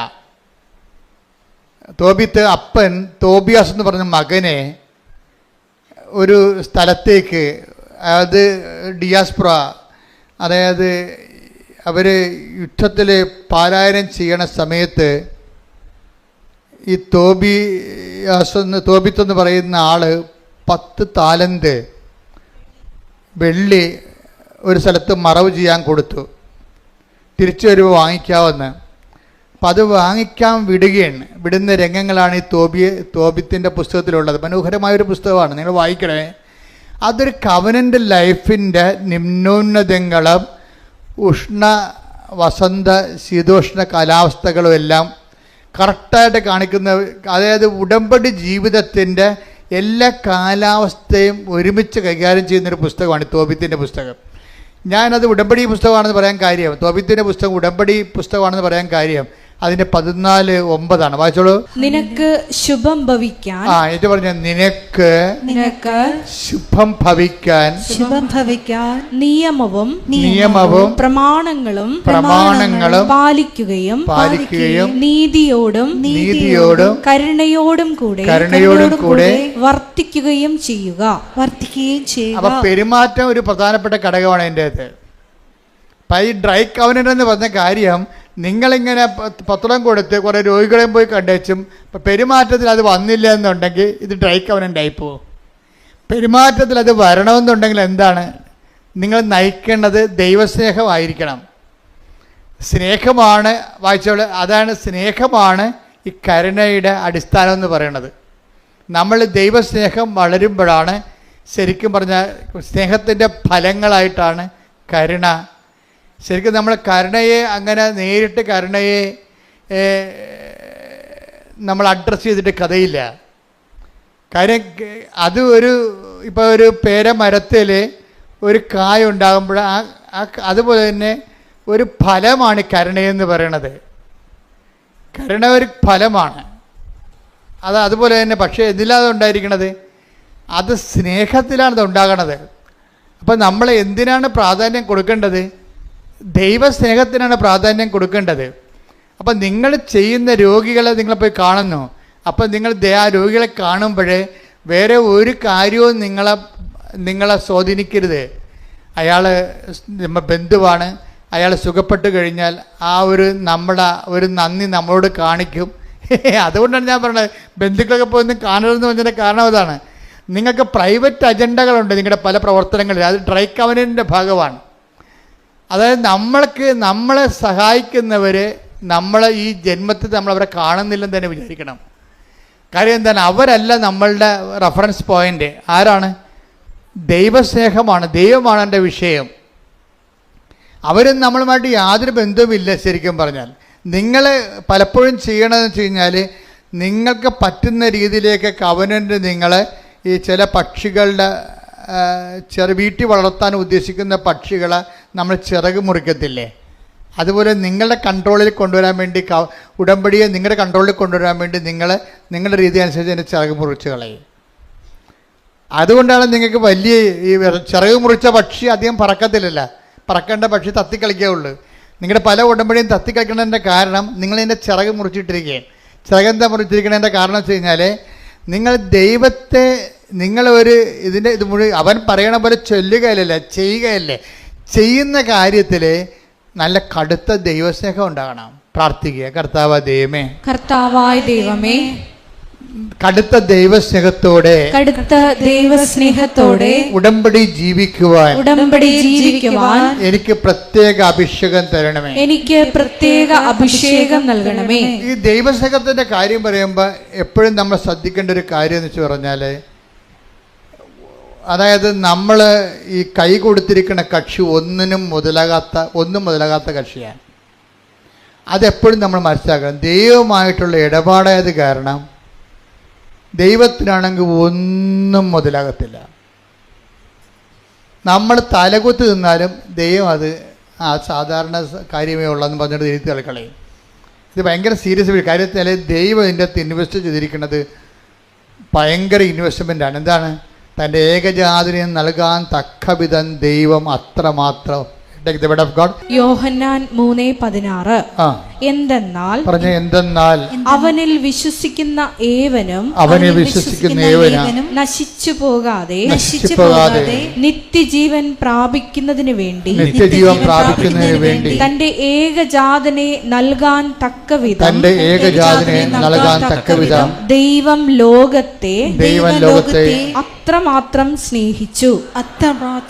ഇതാണ് റേഞ്ച് ഓഫ് ലവ് എന്ന് പറഞ്ഞത്. ദൈവത്തിന്റെ റേഞ്ച് അതാണ്. ദൈവം ഇതിൻ്റെ തിനി ഒന്നും ദൈവത്തിൻ്റെ കയ്യിലില്ലാത്ത രീതിയിലാണ് ദൈവം സ്പെൻഡ് ചെയ്തിരിക്കുന്നത്. തൻ്റെ കയ്യിലുണ്ടായിരുന്ന ഏറ്റവും വലിയ സ്വത്ത് നിധി എന്താണ്? തൻ്റെ ഏകജാതനാണ്. കുരിശിലെ ബലിയും പാപത്തിന് പരിഹാരവും നമ്മളുടെ നിത്യതയ്ക്കുള്ള നമ്മുടെ വീണ്ടെടുപ്പും. ഈ ഒരു കോൺസെപ്റ്റ് നമ്മളെ എപ്പോഴും തലച്ചോറിനെ ഇങ്ങനെ തീ കത്തിക്കണം. എന്താണ്? ദൈവം തൻ്റെ ഏകജാതനെ ദൈവം തന്റെ ഏകജാതനെ നൽകാൻ തക്കവിധം എന്നെ സ്നേഹിച്ചു. അതിനാൽ ഞാനും എല്ലാത്തിനേക്കാൾ ഉപരിയായി ദൈവത്തിന് വേണ്ടി ദൈവത്തെ സ്നേഹിക്കുകയും ദൈവത്തിന് വേണ്ടി ജീവിക്കുകയും ചെയ്യണം. കർത്താവേ ഉടമ്പടി എടുത്ത് അതിനായി പരിശ്രമിക്കുന്ന എന്റെ മേൽ അങ്ങയുടെ അനവധിയായ വാത്സല്യത്തെ ഇറക്കണമേ. സ്തുതിക്കട്ടെ. ഹല്ലേലൂയ, ഹല്ലേലൂയ, ഹല്ലേലൂയ, ഹല്ലേലൂയ. മഹത്വം, മഹത്വം, ആരാധന. നോക്കിയേ, ഇപ്പോൾ വഴിക്ക് പോണ വഴിക്ക് ഉണ്ടാകുന്ന ഇൻഡാസ് കണ്ടില്ലേ? നോക്കി വായിച്ചേ. തോബിത്ത് 6:1 മുതലുള്ള തിരുവചനങ്ങൾ. തോബിത്ത് 6-1 മുതലുള്ള തിരുവചനങ്ങൾ. അവർ യാത്ര ചെയ്ത് വൈകുന്നേരം ടൈഗ്രീസ് നദിയുടെ തീരത്തെത്തി അവിടെ താമസിച്ചു. തോബിയാസ് കുളിക്കാൻ നദിയിലിറങ്ങി. അപ്പോൾ ഒരു മത്സ്യം മുകളിലേക്ക് ചാടി. അത് അവനെ വിഴുങ്ങിക്കളയുമായിരുന്നു. അപ്പൊ ചില്ലറ മത്സ്യമല്ല കേട്ടോ. 10-70 കിലോ തൂക്കമുള്ള ആളാണ് തോബിയാസ്. അപ്പം അവനെ വിഴുങ്ങണമെങ്കിൽ ഒരു 100 കിലോ തൂക്കമുള്ള മത്സ്യമാണ് വന്നിരിക്കുന്നത്. നമ്മുടെ തൂക്കത്തിനൊത്ത പ്രശ്നം നമുക്ക് ഉണ്ടാകണത് ഓർത്തേക്കണം.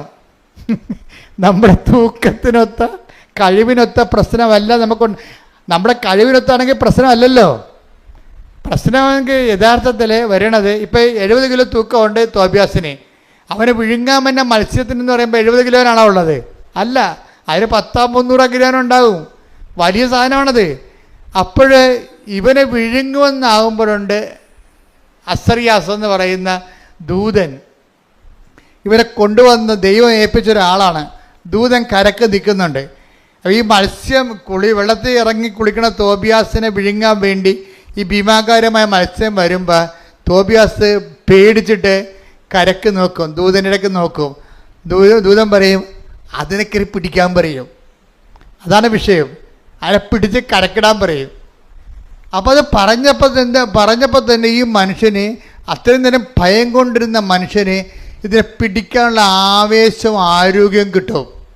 ഒരു പ്രശ്നം ഉടമ്പടിക്കാലത്ത് ഉണ്ടാകുമ്പോൾ ഓർക്കണം, അത് തരണം ചെയ്യാനുള്ള കഴിവ് ദൈവം നിന്നിൽ വളർത്തിയിരിക്കുന്നെന്ന്. കൈയടിക്കട്ടെ, ശ്രദ്ധിക്കട്ടെ. അച്ഛനിലൂടെ ഈശോ പറഞ്ഞുകൊണ്ടിരുന്ന ഇതാണ്, മക്കളെ, നിങ്ങൾ ഉടമ്പടി എടുക്കാൻ ദൈവം അനുഭവിച്ചത് തന്നെ എൻ്റെ വഴക്ക് പറയണമെന്ന് നിങ്ങൾ കാര്യമായിട്ട് എടുക്കരുതേ. അത് നിങ്ങൾ കുറച്ചുകൂടി ഭംഗിയായിട്ട് ഉടമ്പടി ചെയ്യാൻ വേണ്ടി അച്ഛൻ പ്രശ്നം ഉണ്ടാക്കുന്നതാണ്. അല്ലാതെ അത് നീരസമായിട്ട് എടുക്കരുത്. നിങ്ങൾ, ഞാൻ ഉദ്ദേശിക്കുന്നത് ഇതാണ്, ഉടമ്പടി ഒരു പെർഫെക്റ്റ് ഫോർമുലയാണ്. പക്ഷേ എൻ്റെ മക്കളത് കറക്റ്റായിട്ടാണ് അത് ചെയ്യണത്. ഞാൻ പറയുന്ന വോളി ഓഫ് ലവ് അത്രയും കടുത്ത ദൈവത്തിന് നമ്മളെ സംശയിക്കാൻ പറ്റാത്ത അത്രയും ദൈവത്തിന് നമ്മളെ കാണുമ്പോൾ ഒരു സന്തോഷം തോന്നണം. അത്രയും ദൈവസ്നേഹത്തോടെയാണ് എൻ്റെ മക്കളെ ചെയ്യണമെന്നുണ്ടെങ്കിൽ, ഇപ്പം തന്നെ ഈ മത്സ്യത്തിൻ്റെ കാര്യം കണ്ട, ഇത് അപ്രതീക്ഷിതമായി വന്നതാണ്. 70 കിലോ തൂക്കമുള്ള തോബിയാസിനെ പിടിക്കാൻ 100 കിലോ തൂക്കമുള്ള മത്സ്യം വായും പൊളിച്ച് നിൽക്കുകയാണ്. അപ്പോൾ ഉടനെ ഈ തോബിയാസ് കരക്ക് നോക്കി പേടിച്ച് നോക്കുമ്പോൾ പറയും അവനെ കയറി പിടിക്കാൻ പറയും. ഉടനെ ഈ വലിയ മത്സ്യത്തെ പിടിക്കാനുള്ള ശക്തി ഈ തോബിയാസിന് കിട്ടും. അതിൻ്റെ അർത്ഥം വെച്ചാൽ ഉടമ്പടി കാലത്ത് നിനക്കൊരു പ്രശ്നം ഉണ്ടായാൽ അതിൻ്റെ അർത്ഥം ആ പ്രശ്നത്തെ തരണം ചെയ്യാനുള്ള ശക്തി കർത്താവ് നിനക്ക് തന്നുവെന്ന് നിന്നെ ബോധ്യപ്പെടുത്താനാണ്. കൈയടിക്കട്ടെ, ശ്രദ്ധിക്കട്ടെ.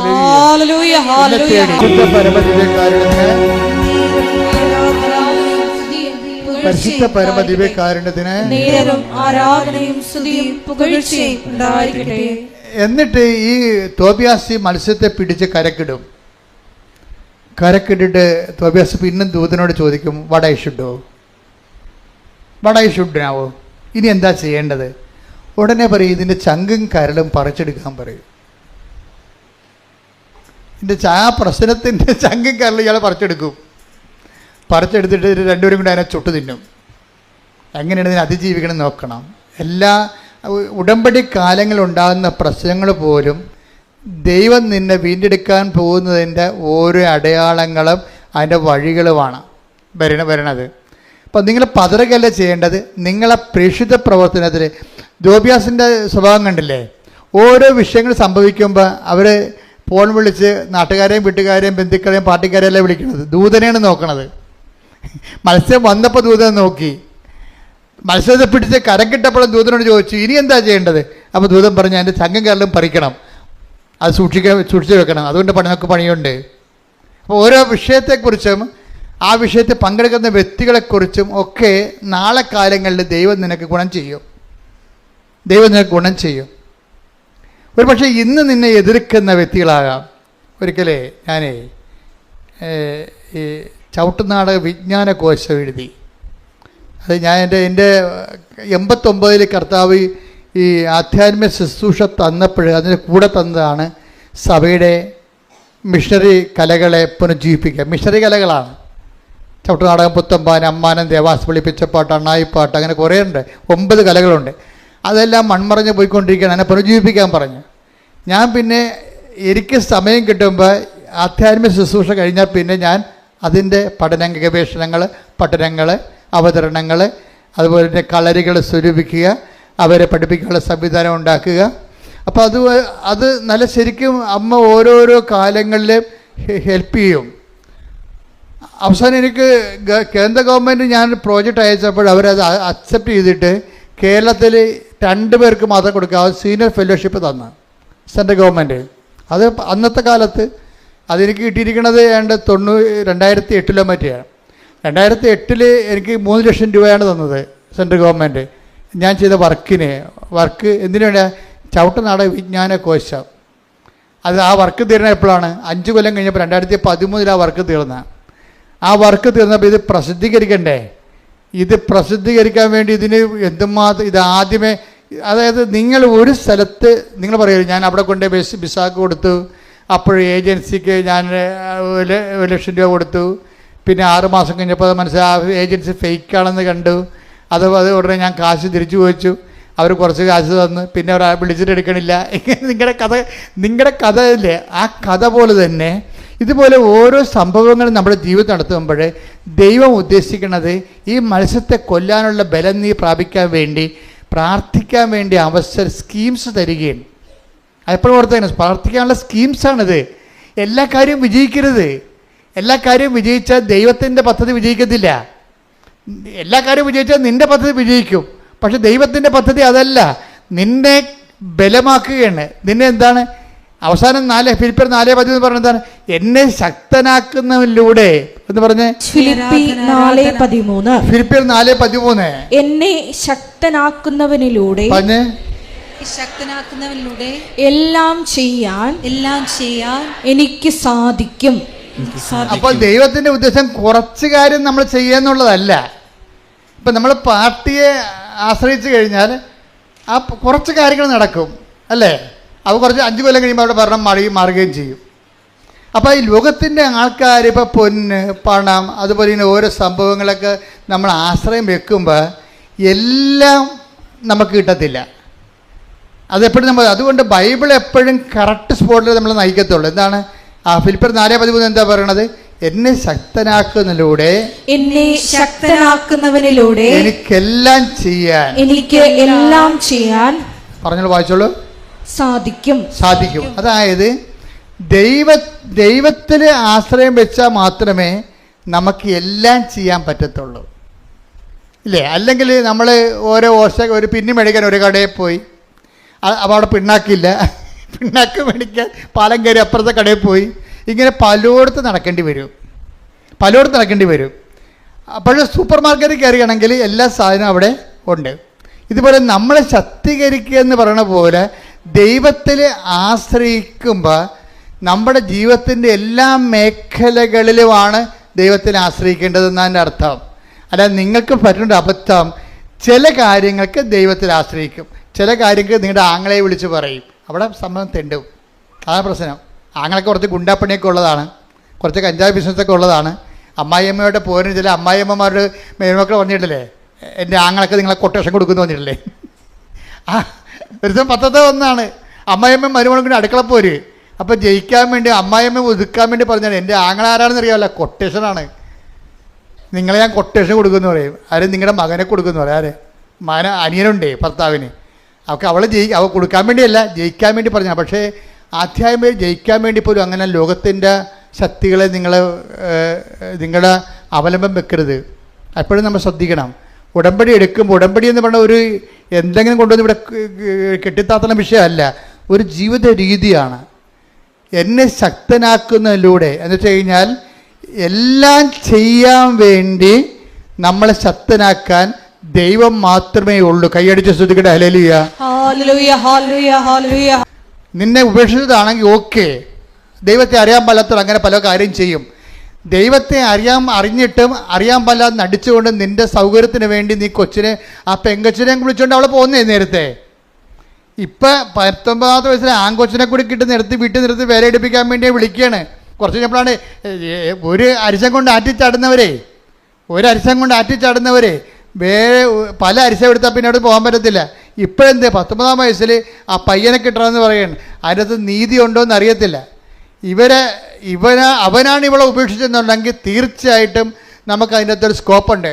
പക്ഷേ അല്ലെങ്കിൽ സ്കോപ്പില്ലെന്ന് വെച്ച് കഴിഞ്ഞാൽ ഇവർ ഏകപക്ഷീയമായിട്ട് ഇറങ്ങിപ്പോകുന്നതാണ്, കൊച്ചിനെയും വിളിച്ചുകൊണ്ട് പോകുന്നതാണെങ്കിൽ സ്കോപ്പില്ല അതിൻ്റെ അകത്ത്. ഇനി ഇവിടെ സ്കോപ്പ് ഉണ്ടായിട്ട് നമ്മൾ എന്തെങ്കിലും തരത്തിൽ അയാൾക്ക് മനസ്സലിഞ്ഞ് ചിലപ്പോൾ ഈ കൊച്ചിനെ അമ്മയ്ക്ക് നിനക്കിഷ്ടമുള്ള പോകാമെന്ന് അവൻ പറഞ്ഞാൽ പോലും ദൈവത്തിരുസന്നിധിയിൽ ഈ സംഭവം ഇങ്ങനെ കിടക്കും. ദൈവത്തെപ്പോലും മാനിക്കാത്തവരാണ് ഞാൻ എപ്പോഴും നോക്കാറുണ്ട്, ഡൈവേഴ്സ് ചെയ്യുന്ന ആൾക്കാരിൽ ഒരു 50% ദൈവത്തെ മാനിക്കാത്തവരാണ്. ഇതൊരു വിവാദമാക്കേണ്ട കാര്യമില്ല. ഞാൻ 21 വർഷത്തോളം ഈ 89 മുതൽ 2000 ഇപ്പോഴുള്ള 25 വരെ 21 ലക്ഷത്തോളം മനുഷ്യരെ കൗൺസിൽ ചെയ്തിട്ടാണ് ഞാൻ പറയണത്. ഡൈവേഴ്സ് ചെയ്യാൻ ഉദ്ദേശിച്ചവർ 50% ദൈവഭയം ഇല്ലാത്തവരാണ്. അവരുടെ അപ്പുറത്തെ കാര്യം നടന്നു പോരണം, അല്ലെങ്കിൽ അവരുടെ സൗകര്യം അനുസരിച്ച് കാര്യങ്ങൾ നടക്കണം. അതിനുവേണ്ടിയാണ്. ഒരിക്കൽ ദൈവത്തെ ഉപേക്ഷിച്ചവർ പിന്നെ എത്ര കടന്ന് മോങ്ങിയാലും ആ ദൈവം നിത്യതയെ പോലെ വരത്തില്ല, തിരിച്ചു വരത്തില്ല. പള്ളിയിൽ നിന്ന് ചിലപ്പോൾ എന്തെങ്കിലുമൊക്കെ പറഞ്ഞ് നിങ്ങൾക്ക് ചിലപ്പോൾ ഡിസ്പെൻസേഷനൊക്കെ വാങ്ങിച്ച് ചിലപ്പോൾ വേറെ കെട്ടാൻ പറ്റുമായിരിക്കും. പക്ഷേ ദൈവത്തിരുസന്നിധി ആ കണക്കിടപ്പുണ്ട്. കാര്യം എന്താണ്? നീ അന്ന് അമ്മ പറഞ്ഞു, അന്ന് ഇന്നിപ്പോൾ അമ്മ ജീവിച്ചിരിപ്പില്ല, അന്ന് നിന്നെ ചട്ടക്കയറ്റിയ ആൻറ്റിമാരിന്ന് ജീവിച്ചിരിപ്പില്ല, അതിലെല്ലാം ചത്ത് തവള ചാകണ പോലെ ചത്ത് ചുവത്തേലൊരു പൊടിയാട് കിടപ്പുണ്ട്. അവരെ നശിപ്പിച്ച ജീവിതമാണ് നിൻ്റെത്. അവർ പറഞ്ഞത് കേട്ടിട്ടുണ്ട്. ഇന്ന് ഓർക്ക് ഇന്ന് നിങ്ങൾ ജീവിത പങ്കാളി പിരിയണമെന്നൊക്കെ പറഞ്ഞിട്ട് ജീവിത പങ്കാളിയുമായിട്ട് താമസിക്കാൻ തയ്യാറല്ല എന്ന് പറയുമ്പോൾ അതിനുവേണ്ടി നിങ്ങളെ സ്ക്രൂ ചെയ്യുന്നവർ ചിലപ്പോൾ അപ്പനായിരിക്കാം, ചിലപ്പോൾ അമ്മാവനായിരിക്കാം, ചിലപ്പോൾ അനിയത്തിയായിരിക്കാം, ആൻറ്റി ആയിരിക്കാം. ഇവന്മാരെല്ലാം ചത്ത് പാമ്പ് ചാകണ പോലെ ചത്ത് പൊടിയായിട്ട് ഇരിക്കും. നിങ്ങൾക്കൊന്നും ചെയ്യാൻ പറ്റത്തില്ല. നിങ്ങൾ അവർ പറഞ്ഞ കേട്ടിട്ട് ഒരിക്കൽ ദൈവത്തെ ഉപേക്ഷിച്ചവരാണ്. ദൈവത്തെ നമ്മൾ ഒരിക്കൽ ഉപേക്ഷിച്ചതിന് ശേഷം നമ്മൾ ഒരിക്കൽ ആ ദൈവത്തെ തിരിച്ചു വിളിക്കാൻ പറഞ്ഞാൽ ദൈവം തിരിച്ചു വരത്തില്ല. ഭൂമിയിൽ എന്തെങ്കിലുമൊക്കെ അഡ്ജസ്റ്റ്മെൻറ്റ് നടക്കുമെന്നല്ലേ ഉള്ളൂ. നിത്യത. ഞാൻ മാതാവിനെ നേരെ ചൊവ്വ കണ്ട ആളാണ്. ഞാൻ പറഞ്ഞ് നിങ്ങൾ ശ്രദ്ധിക്കണം.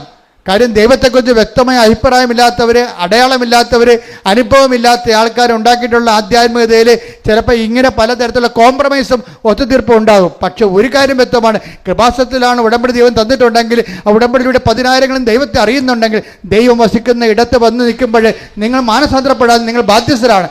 അല്ലെങ്കിൽ ഇത് നിങ്ങളുടെ അവസാനത്തെ ഓപ്ഷനാണ്. നിങ്ങൾ തിരിച്ചറിയണം. ശ്രുതികട്ടെ ഹല്ലേലൂയ, ഹല്ലേലൂയ, ഹല്ലേലൂയ, ഹല്ലേലൂയ.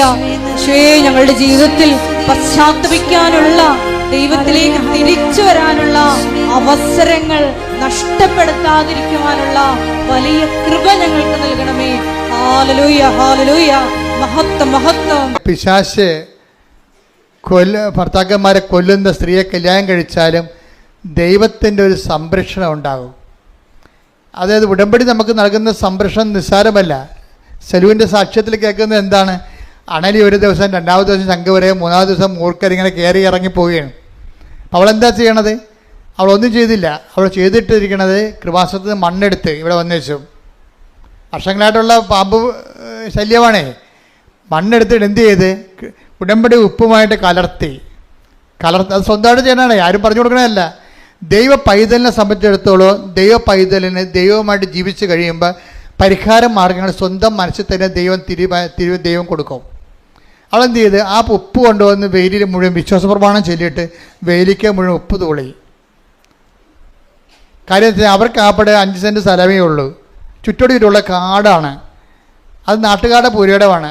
ആ നാട്ടുകാർ ഇവിടുന്ന് ഇവിടെയെങ്കിലും ഇല്ല. അപ്പോൾ അവരുടെ കാട് വെട്ടാനും പറയത്തില്ല. നമ്മളെ കയറി വെട്ടിയാൽ കേസും ആകും. പാമ്പാണെങ്കിൽ പാമ്പിന് പുരയിടത്തെക്കുറിച്ച് ഒരു ഐഡിയയും ഇല്ലാത്ത കാരണം പാമ്പ് ഇതിൻ്റെ പേരിൽ കാട്ടിൽ നിന്ന് കയറണ പോലെ നമ്മുടെ വീട്ടിൽ കയറിക്കൊണ്ടിരിക്കുകയാണ്. എന്തൊരു ഗതികെട്ട ജീവിതമാണെന്ന് നോക്കിയേ. അപ്പോൾ അവൾ ചെയ്തിരിക്കണത് എന്താണ്? അവൾ ഉടമ്പടി ജീവിച്ചിട്ട് മണ്ണ് വാരി കൊണ്ടുപോയിട്ട് ഉപ്പുമായിട്ട് കലർത്തിയിട്ട് വിശ്വാസപ്രമാണം ചൊല്ലിയിട്ട് വെയിൽ 4 അതിരിനും വിശ്വാസപ്രമാണം ചൊല്ലി ഇത് പ്ലേസ് ചെയ്യും. ഇതാണ് വിശ്വാസ പ്രയോഗം എന്ന് പറയണത്. എന്നിട്ട് എന്ത് ചെയ്യും? ഉടമ്പടി തൈലം കൊണ്ടുവന്നിട്ട് ഇരുമ്പ് ഗേറ്റിൻ്റെ ഒരു കുരിശിടും. കർത്താവിൻ്റെ ഭവനമാണിത്, ഇവിടെ പ്രവേശിക്കരുതെന്ന് പറയും. അതാണ് ഒരു ബാധയും നിൻ്റെ ഭവനത്തിൽ പ്രവേശിക്കത്തില്ല. സുലി പറയണത് പിന്നെ 1 കൊല്ലമായി ഇപ്പോൾ ഇന്ന് വരെ ഒരു പാമ്പിനെ പോലും കുടുംബത്തിൽ കണ്ടിട്ടില്ലെന്ന്. ഹല്ലേലൂയ, ഹല്ലേലൂയ, ഹല്ലേലൂയ, ഹല്ലേലൂയ.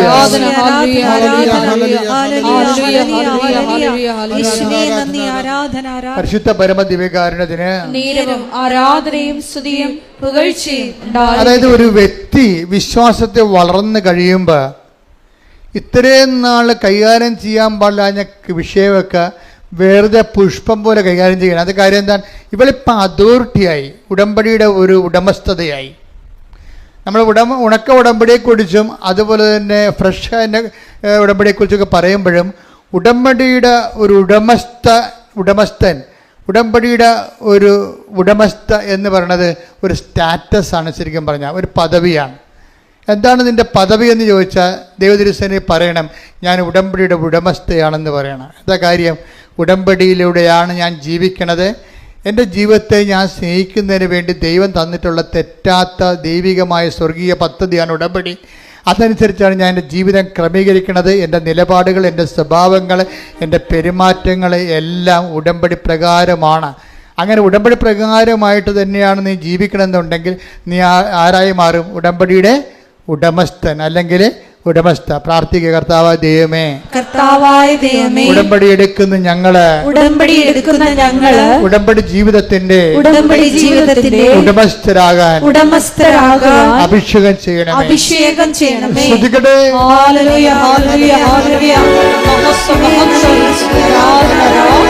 ഹല്ലേലൂയ, ഹല്ലേലൂയ. 11:7-8 റഫായേൽ പറഞ്ഞു, തോബിയാസ് നിന്റെ പിതാവിന് കാഴ്ച ലഭിക്കുമെന്ന് എനിക്കറിയാം.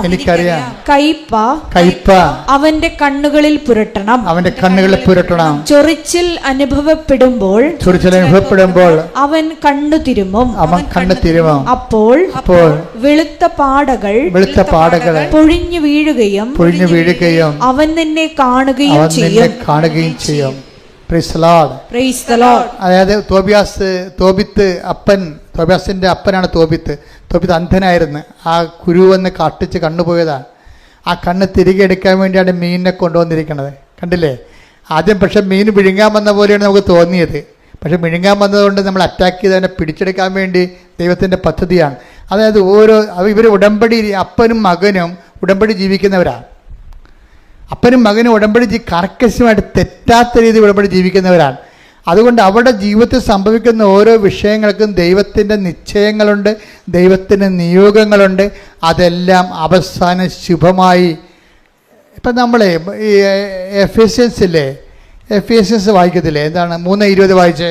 നമ്മിൽ പ്രവർത്തിക്കുന്ന ശക്തിയാൽ. ഒന്ന് പറഞ്ഞേ. നമ്മിൽ പ്രവർത്തിക്കുന്ന ശക്തിയാൽ നാം ചോദിക്കുന്നതിലും ആഗ്രഹിക്കുന്നതിലും വളരെ കൂടുതൽ ചെയ്തു തരാൻ കഴിയുന്ന അവിടുത്തേക്ക് സഭയിലും യേശുക്രിസ്തുവിലും തലമുറകളോളം എന്നേക്കും മഹത്വമുണ്ടാകട്ടെ. ആമേൻ. പക്ഷെ പോയതെന്തിനാണ്? കടം മേടിക്കാൻ ആ വെള്ളി ഏൽപ്പിച്ച് തിരിച്ചു വാങ്ങിക്കാൻ പോയതാണ്. എന്തെല്ലാം കിട്ടിയെന്ന് നോക്കിയാൽ എൻ്റെ ഇടയ്ക്ക് എന്തെല്ലാമാണ് കിട്ടിയിരിക്കുന്നത് നോക്കിയേ. അതായത് തോബിയാസിന് ജീവിത പങ്കാളിയെ കിട്ടി, അതേസമയം തന്നെ അപ്പൻ്റെ കണ്ണ് തെളിഞ്ഞു. ഇതെല്ലാം ഇടയ്ക്ക് സംഭവിക്കുന്ന വിഷയങ്ങളിലൂടെയാണ്.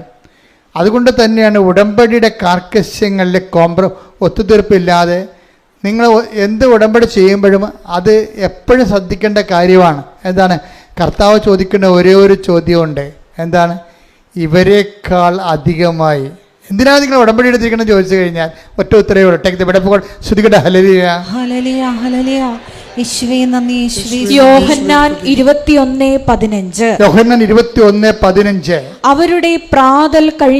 അവരുടെ പ്രാതൽ കഴിഞ്ഞപ്പോൾ യേശു ശിമയോൻ പത്രോസിനോട് ചോദിച്ചു, യോഹന്നാന്റെ പുത്രനായ ശിമയോനെ, നീ ഇവരെക്കാൾ അധികമായി എന്നെ സ്നേഹിക്കുന്നുവോ? അപ്പൊ ഇവരെക്കാൾ അധികം എന്ന് പറയുമ്പോൾ വ്യക്തികളാണ് അവിടെ കാണുന്നത്. അതിൻ്റെ തന്നെ വേറെ ഒരു വശമാണ് ഇതിനേക്കാൾ അധികമായി. ഇവരെക്കാൾ അധികം എന്ന് പറയുന്ന പോലെ തന്നെയാണ് പ്രധാനപ്പെട്ട കാര്യം. എന്താണ്? ഇതിനേക്കാൾ അധികമായി.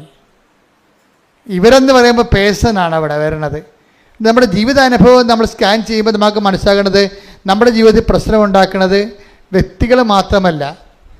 ഇപ്പം നിങ്ങൾക്കൊരു രോഗമുണ്ട്, അതിൽ നിങ്ങളത് ഡെസ്പാണ് ശരിക്കും. അപ്പോൾ കർത്താവ് നിങ്ങളോട് ചോദിക്കും, നിങ്ങൾ ഉടമ്പടിയിൽ വെച്ചിരിക്കുന്ന വിഷയം അതല്ലേ? അതിനേക്കാൾ അധികമായി നീ ക്രിസ്തുവിനെ സ്നേഹിക്കുന്നുണ്ടോ? അതാണ് ചോദ്യം. മനസ്സിലായില്ലേ? ഇപ്പോൾ നീ ഒരു ചിട്ടി വീഴാൻ വേണ്ടി ഉടമ്പടി ഇട്ട്, ചില ആൾക്കാർ ചിട്ടി വീഴുന്നുണ്ട്, നല്ല കാര്യം. അത് നിങ്ങൾ പറയണ പോലെ ഒന്നുമല്ല, അത് ശരിക്കും കറക്റ്റായിട്ട് ഇപ്പോൾ ഒത്തിരി സാക്ഷ്യം റെക്കോർഡ് ചെയ്യുന്നുണ്ട്. അപ്പോൾ അത് ദൈവികമായ ഇടപെടലുണ്ടെന്ന് നമുക്ക് മനസ്സിലാക്കാം. കാര്യം ഒരു മനുഷ്യൻ്റെ കണ്ണുനീര് അതുകൊണ്ടാണ് തുടക്കണമെങ്കിൽ ദൈവം കൈ നീളുമെന്ന് പറഞ്ഞ ഉറപ്പാണ്. പക്ഷെ ഒരു കാര്യമുണ്ട്, അത് നടന്നില്ല എന്നുണ്ടെങ്കിൽ അതിൻ്റെ അർത്ഥം നീ പിന്നെ ഉടമ്പടി പ്രാർത്ഥനയ്ക്ക് മങ്ങൽ വരുത്തിയാൽ അതിൻ്റെ അർത്ഥം എന്താണ്? അതിൻ്റെ കൗണ്ട് ചെയ്യണത് എങ്ങനെയാണ്? നീ ദൈവത്തെക്കാൾ അധികമായിട്ട് ചിട്ടിയെ സ്നേഹിക്കുന്നുണ്ടെന്ന പ്രശ്നം. ഇതിങ്ങനെ കുറേ പെണ്ണുങ്ങൾക്ക് പണിമേടിക്കണം ഇങ്ങനെയാണ്. എന്ന് വെച്ചാൽ അവരൊരു കാര്യം ചെയ്യും, അവർ ചിലപ്പോൾ നിങ്ങളോർക്കും ഈ പ്രാവശ്യം റിസൾട്ട് വരുമ്പോൾ ഈ പ്രാവശ്യം എല്ലാ മുഴുവൻ ഞാൻ ജയിക്കും. പക്ഷെ അവർ ഉടനെ തോറ്റുപോകും. തോറ്റു പോകുമ്പോൾ ഉടനെ പിന്നെ അവർ ഉടമ്പടി ചെയ്യത്തില്ല, പ്രാർത്ഥിക്കത്തില്ല. അതിൻ്റെ അർത്ഥം എന്താണ്? നിങ്ങൾ ഉടമ്പടിയേക്കാൾ ദൈവത്തെക്കാൾ അധികമായി IELTS നിങ്ങളുടെ പ്രൊഫഷനെ സ്നേഹിക്കുന്നു. ദൈവത്തിന് പിടികൊടുത്തില്ലേ? ദൈവത്തിന് നിങ്ങൾക്ക് മനസ്സിലായില്ലേ? അച്ഛൻ പറഞ്ഞ മനസ്സിലായോ? അതായത് നിങ്ങൾ ഒരു വിഷയം, ഇപ്പോൾ നിങ്ങളൊരു വസ്തു വിൽക്കാൻ വേണ്ടി നിങ്ങൾ ഉടമ്പടി എടുത്തിരിക്കണം എന്ന് വിചാരിച്ചോ. വസ്തു വിൽക്കണം, അത് ജപ്തിയായി പോകണമെങ്കിൽ നിങ്ങൾക്ക് വിൽക്കണം, ഉടമ്പടി എടുത്തിരിക്കണം. പക്ഷേ ദൈവത്തിന് വേറെ പദ്ധതിയുണ്ട്. ഇപ്പോൾ സെലു തന്നെ എൻ്റെ അടുത്ത് വന്നപ്പോൾ എന്നോട് ചോദിച്ചു, അച്ഛാ 6 പ്രാവശ്യം ഞാൻ തോറ്റു, ഞാൻ യൂറോപ്പിൽ പോകുക, ഞാൻ ജയിക്കുമോ എന്ന് ചോദിച്ചപ്പോൾ, അപ്പം ഞാൻ അവിടെ എന്താ പറഞ്ഞത്, നീ ജയിക്കുക ഇല്ലെന്ന് എനിക്കറിയത്തില്ല, പക്ഷേ നീ യൂറോപ്പിൽ പോകുമെന്ന് പറഞ്ഞു. അതെന്താണ്? കർത്താവ് എന്നോട് പറഞ്ഞതാണത്. ഇവളുടെ പ്രമാണം കൊണ്ട് ഈ വിസയുടെ കോപ്പി അല്ലെങ്കിൽ ഇവിടെ തന്ന പേപ്പർ കൊണ്ടുപോയി കർത്താവിനടുത്ത് വെച്ചപ്പോൾ ഞാൻ പറഞ്ഞു, എനിക്ക് തന്ന നോട്ടാണ്, എൻ്റെ ഉള്ളിൽ തന്ന നോട്ടാണ്. ഞാൻ പറഞ്ഞ് നീ ജയിക്കോ ഇല്ലെന്ന് എനിക്കറിയത്തില്ല, പക്ഷേ നീ പോകുമെന്ന് കർത്താവ് പറയുന്നുണ്ടെന്ന് പറഞ്ഞു. അപ്പോൾ എന്നാ പറ്റിയിരിക്കണത്? എന്നാ പറ്റിയ? അവളെ തിരിച്ച് അവളുടെ ഏജൻസി തന്നെ, ഏജൻസിക്ക് അവർ 4 ലക്ഷം രൂപ കൊടുത്തായിരുന്നു നേരത്തെ. എന്നിട്ടാണ് ഇവൾ തോറ്റിരിക്കണത്. ഇപ്പോൾ എന്നാ പറ്റിക്കഴിഞ്ഞാൽ ഇവിടെ അത് ഫോർവേഡായി പോയി. ഇതിൻ്റെ ഓണർ അവളെ തിരിച്ച് വിളിക്കും. ഈ അയർലൻഡിൽ നിന്ന് ഓണർ തന്നെ വിളിക്കും, ചോദിക്കും നിങ്ങൾ എത്ര രൂപയാണ് ഏജൻസിക്ക് കൊടുത്തതെന്ന് പറയും. അപ്പോൾ ഓണർ പറയും, അത് ഓണറിനോട് ഇവൾ പറയും അത് പറയാൻ പറ്റത്തില്ല, കോൺഫിഡൻഷ്യലാണ് എന്ന് പറയും. അപ്പോൾ ഓണർ പറയും, നിങ്ങളെ വേണമെങ്കിൽ എനിക്ക് നിങ്ങൾ 5 പൈസ വാങ്ങിക്കാതെ ഇവിടെ കൊണ്ടുവരാൻ പറ്റും. ഇന്ത്യയിൽ നിന്ന് വരുന്ന ആൾക്കാരിൽ നിന്ന് ഒത്തിരി പൈസ വാങ്ങിക്കുന്നുണ്ട് ഞാൻ അറിഞ്ഞിട്ടുണ്ട്, അതുകൊണ്ടാണ് അത്രയും പൈസയുടെ ആവശ്യമില്ല ശരിക്കും പറഞ്ഞാൽ. അപ്പോൾ അതുകൊണ്ട് നിങ്ങൾ സത്യം പറയാൻ പറയും. ഉടനെ അവർ പറയും, ഞാൻ 15 ലക്ഷം ഏജൻസിക്ക് കൊടുത്തു, 5 ലക്ഷം പ്രോസസ്സിങ് ചാർജ് 20 ലക്ഷം എന്ന് പറയും. ഉടനെ ഓണർ പറയും, എൻ്റെ ഫേമിലാണ് നിങ്ങൾ വർക്ക് ചെയ്യണത്, 5 പൈസ അടക്കണ്ട, നിങ്ങൾക്ക് വിസ ഫ്രീ ആയിട്ട് തരാമെന്ന് പറയും. നോക്കിയേ, വിഷയം കണ്ടില്ല? ഒരു IELTS ഇല്ല, പരീക്ഷയില്ല, ഒന്നുമില്ല, പൈസ ഇല്ല. അമ്മ റിക്രൂട്ട് ചെയ്യുമ്പോഴുണ്ടല്ലോ ഡയറക്റ്റ് റിക്രൂട്ട്മെൻറ്റാണ്. അതുകൊണ്ടാണ് ഇവളോട് ഞാൻ പറയണത്, നീ പോകുമോ, നീ ജയിക്കുമോ ഇല്ലയെന്ന് എനിക്കറിയത്തില്ല, പക്ഷെ നീ യൂറോപ്പിൽ പോയിരിക്കും. അപ്പോൾ അത് സെറ്റായി കഴിഞ്ഞപ്പോൾ അവൾ ചിന്തിച്ച് മാതാവിൻ്റെ അടുത്ത് വന്ന് അവൾ പറഞ്ഞു, അമ്മേ ഞാൻ 5 ലക്ഷം കൊടുത്തല്ലോ, എനിക്ക് വേണ്ടി ചില പ്രോസസ്സിങ്ങിന് വേണ്ടി 2.5 ലക്ഷം ചിലവായി കാണും. ഇപ്പോൾ 2.5 ലക്ഷത്തിൽ നിന്ന് 1 ലക്ഷം എനിക്ക് തിരിച്ചു തന്നാൽ എനിക്ക് കുറച്ച് പർച്ചേസ് നടത്താൻ പറ്റുമല്ലോ. നമുക്ക് മനസ്സിൽ വരുന്ന കാര്യം വന്നതുപോലെ അങ്ങ് പറയണം. അവളോടെ ഉടനെ പഴയ ഏജൻസി 5 ലക്ഷം മേടിച്ച ഏജൻസിയോട് പറയും, എനിക്കിങ്ങനെ അവിടുന്ന് ഫ്രീ വിസ തന്നു, ഞാൻ പോവുകയാണ്, എനിക്ക് എൻ്റെ പൈസ അത്രയും ചിലവായില്ലെങ്കിൽ 1 ലക്ഷം രൂപ എനിക്ക് തരാമെന്ന് ചോദിക്കും, തിരിച്ചു തരാമെന്ന് ചോദിക്കും. 5 ലക്ഷം രൂപ ചിലവായില്ലെങ്കിൽ 1 ലക്ഷം രൂപ എനിക്ക് തിരിച്ചു തരാൻ പറ്റുമെന്ന് ചോദിച്ചപ്പോൾ അയാൾ എന്ത് പറയുന്നറിയാമോ, മേഡം ഇതിനകത്ത് പ്രശ്നങ്ങളൊന്നുമില്ല, എനിക്ക് 1.5 ലക്ഷം രൂപയെ പ്രോസസ്സിങ് ആയിട്ടുള്ളൂ, ബാക്കി 3.5 ലക്ഷം രൂപ എൻ്റെ കയ്യിലുണ്ട്, അത് നിങ്ങൾക്ക് തിരിച്ചു തരാമെന്ന് പറയും. അത് മദർ ഇടപെട്ടുമ്പോൾ വിഷയമെല്ലാം മാറും. ചിലർ വരുമ്പോൾ ചരിത്രം വഴിവാന്ന് മദർ ഇടപെടുമ്പോൾ മൊത്തം വിഷയങ്ങൾ മാറുകയാണ്. അതുകൊണ്ടാണ് ഞാൻ നിങ്ങളോട് പറഞ്ഞത്, നിങ്ങളിങ്ങനെ ചതഞ്ഞും നനഞ്ഞ് ഉണങ്ങി നിൽക്കരുത്. നിങ്ങൾ കൃത്യമായിട്ട് ഉടമ്പടി ഒരു ജീവിത രീതിയായിട്ട് എടുത്തിട്ട് ദൈവത്തിനൊന്ന് ബോധ്യപ്പെടുത്തണം. എന്താ കാര്യം? ഞാൻ സത്യസന്ധമായിട്ടാണ് ഉടമ്പടി ജീവിക്കണത്. ഈ 90 ദിവസത്തേക്ക് വേണ്ടിയുള്ള അഭ്യാസമൊന്നുമല്ല, എൻ്റെ ജീവിതകാലം മുഴുവൻ ഞാൻ ഇങ്ങനെ ജീവിക്കാൻ ആഗ്രഹിക്കുന്നു എന്ന് പറഞ്ഞാൽ അന്ന് മുതൽ ഈ വിഷയം ക്ലിയർ ആകും. എന്താ കാര്യം വെച്ച് കഴിഞ്ഞാൽ ഇത് ഒരു ജീവിത രീതിയാണ്. ഇത് അങ്ങനെ ജീവിത രീതിക്ക് വെല്ലുവിളിയുള്ളവരെ സംബന്ധിച്ചിടത്തോളം അവരുടെ കാര്യം. പക്ഷേ പറ്റുന്നവരെല്ലാവരും, കാര്യം ഇതിനേക്കാൾ മെച്ചമായ ഒരു ക്രിസ്ത്യൻ ലൈഫ് സാധാരണ മനുഷ്യൻ സാധ്യമാണെന്ന് ചോദിച്ചു കഴിഞ്ഞാൽ എനിക്ക് ഇന്ന് വരെ പരിചയമില്ലെന്ന് മാത്രമേ എനിക്ക് ഉത്തരവായിട്ട് പറയാൻ പറ്റത്തുള്ളൂ. എന്താ കാര്യം? ഇത് അത്ര കണ്ട് മഹത്തരമായ ശ്രേഷ്ഠമായ ജീവിതമാണ്. ഇത് നിന്നെ ദൈവം തന്നെ ഈ വിളിയിലോട്ട് നിന്നെ വിളിച്ചിരിക്കുകയാണ്. ദൈവം തന്നെ നിന്നെ വിളിച്ചിരിക്കുകയാണ്. കാര്യം എന്താണ്? നീ ഇതിനുള്ള സാധ്യതയുള്ള ജന്മമായിട്ട് ദൈവത്തിന് തോന്നിയിട്ടുണ്ട്. അതുകൊണ്ട് ദൈവത്തിന് നിന്നെ അർപ്പിച്ച വിശ്വാസം നീ കളങ്കപ്പെടുത്താതെ നീ പറ്റുന്നത്രയും ദൈവത്തോട് ഒപ്പിച്ച് സുവിശേഷ സാക്ഷിയായി ജീവിക്കാൻ വേണ്ടി ഇടിമുഴക്കം പോലെ സ്തുതിക്കട്ടെ. ഹല്ലേലൂയ, ഹല്ലേലൂയ, ഹല്ലേലൂയ, ഹല്ലേലൂയ, ഹല്ലേലൂയ.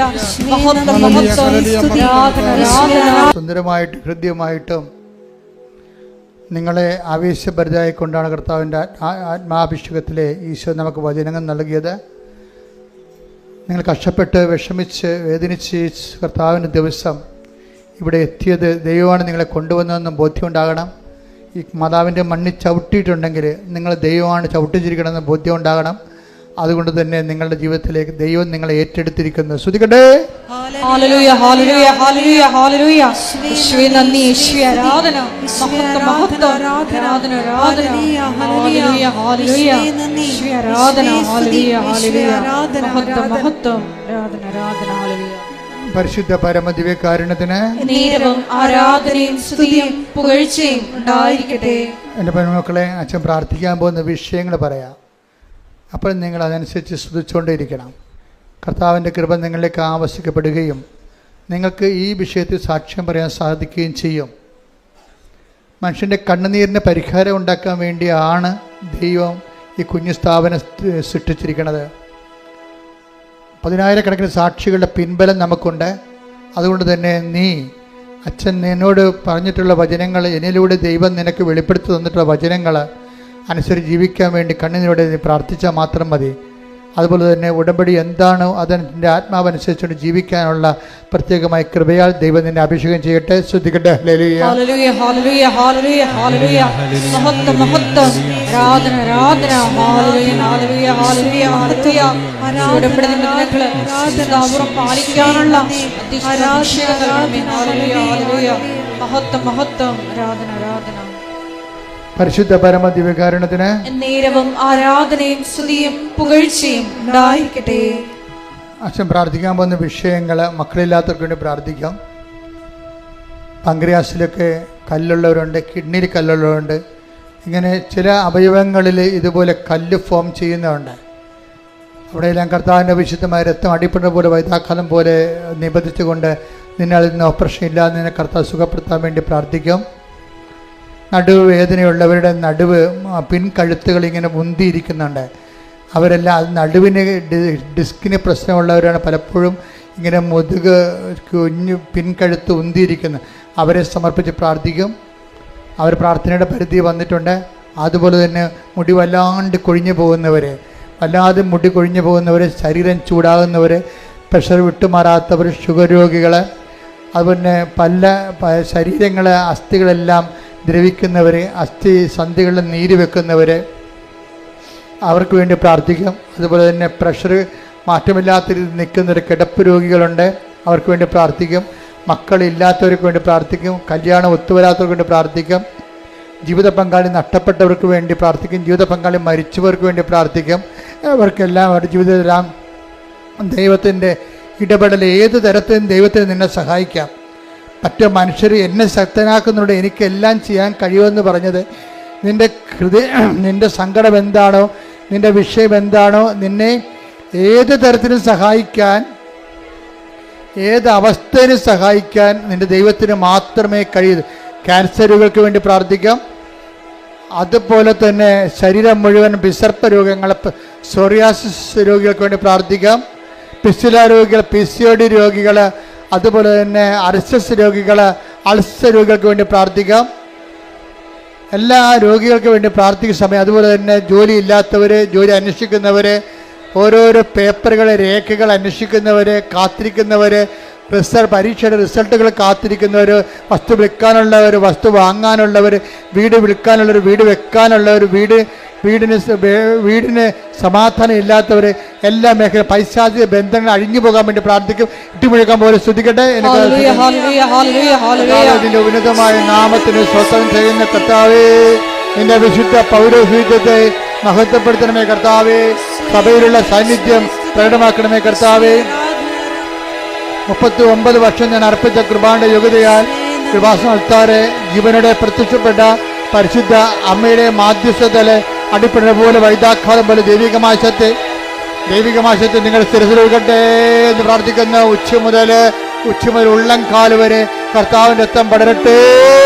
ഈശോയുടെ ശ്രദ്ധയുടെ ഈശോ കുഞ്ഞു കമ്പോളങ്ങൾ നടത്തുന്നവര്, കടകൾ നടത്തുന്നവര്, വ്യാപാരങ്ങൾ നടത്തുന്നവര്, വരുമാനമായി നിന്നുപോയവര്, സാമ്പത്തികമായി ഞെരുക്കമുള്ളവര്, കുഞ്ഞുങ്ങളെ ഓർത്ത് വിഷമിക്കുന്നവര്, ലഹത ഓർത്ത് അടിപ്പെട്ടു പോയവര്, ഇങ്ങനെ ഓരോരോ കുടുംബങ്ങളിൽ പിരിഞ്ഞു പോയവര്, പിരിഞ്ഞു പോയി കേസിലായിരിക്കുന്നവര്, പോസ്കോ കേസ് അകപ്പെട്ടു പോയവര്, ഓരോ വിഷയങ്ങൾക്ക് വേണ്ടി പ്രാർത്ഥിക്കുന്ന കർത്താവേ, നിന്റെ ഉന്നതമായ നാമത്തില് സഭയുടെ അധികാരത്തില് കുരിശിന്റെ അടയാളത്തില് ദൈവത്തിന്റെ ശക്തിയാൽ രേഖകൾ ഒപ്പിടാനുള്ളവര്, പ്രമാണം നടക്കാനുള്ളവര്, കേസുകൾ പറഞ്ഞു തീർക്കാനുള്ളവര്, കാണാതെ പോയ വ്യക്തികളെ, കാണാതെ പോയ വസ്തുക്കളെ, കാണാതെ പോയ ജീവിതത്തിന്റെ അവസ്ഥകള്, സസ്പെൻഷനിലായിരിക്കുന്നവര്, കേസ് നടപടിക്കുന്നവര്, ജോലി നഷ്ടപ്പെട്ടവര്, ജോലി ഇല്ലാതെ വീട്ടിൽ നിൽക്കുന്നവര്, എന്റെ കർത്താവിന്റെ ഉന്നതമായ നാമത്തില് സഭയുടെ അധികാരത്തില് കുരിശിന്റെ അടയാളത്തില് ദൈവശക്തിയാൽ മാറിയ തടസ്സങ്ങള്,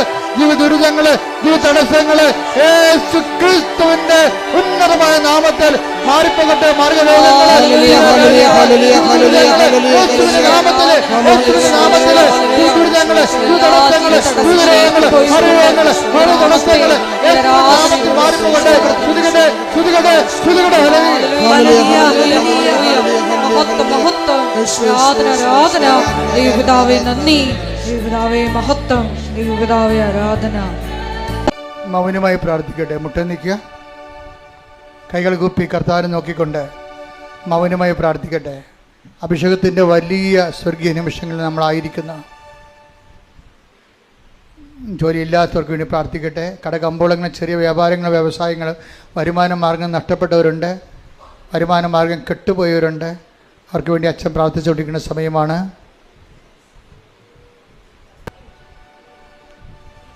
കാതിൽ നിന്ന് കൊടുകൂടെ പഴുപ്പ് ഇടത് കാതിൽ നിന്ന് പതിപ്പ് ചാടുന്നവരെ കാണുന്നുണ്ട്.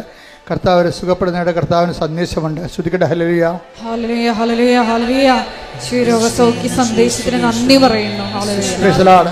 ഓപ്പറേഷൻ ചെയ്തതാണ്, ഓപ്പറേഷൻ കഴിഞ്ഞതാണ്, എങ്കിലും അവിടെ പഴുപ്പൊന്നുമില്ല, പക്ഷെ വേദന ഉണ്ട്.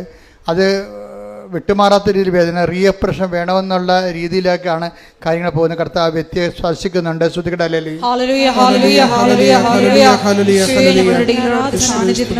ശത്രുത കനപ്പിച്ച് ഇപ്പോഴും കൊണ്ട് നടക്കുന്നുണ്ട്. ശത്രുത കനപ്പിച്ച് കൊണ്ടുനടക്കുന്നുണ്ട്. അവര് ഏണിയും കളി പോലെയാണ്. 99 ചെന്നിട്ട് നേരെ വിഴുങ്ങി പാമ്പ് 2 കൊണ്ട് മഞ്ചരിക്കുകയാണ്. കൃപയുടെ ജീവിതം 0-2 കിടക്കുകയാണ്. അതുകൊണ്ട് തന്നെ ജീവിതം മാറാതെ ഒരു മാർഗവുമില്ല. ക്ഷമയുടെയും ദയയുടെയും നന്മയുടെയും വിശ്വസ്തയുടെയും ആത്മസംയമനത്തിൻ്റെയും സർവ്വപരി സുവിശേഷത്തിൻ്റെ ശക്തമായ വരങ്ങളാൽ അഭിഷേകം ചെയ്യാൻ വേണ്ടി ഇടിമുഴക്കം പോലെ സ്തുതിക്കട്ടെ. വികാരുണ്യനാഥന്റെ ആശീർവാദം സ്വീകരിക്കാം. പരിശുദ്ധ പരമ ദിവ്യകാരുണ്യത്തിന്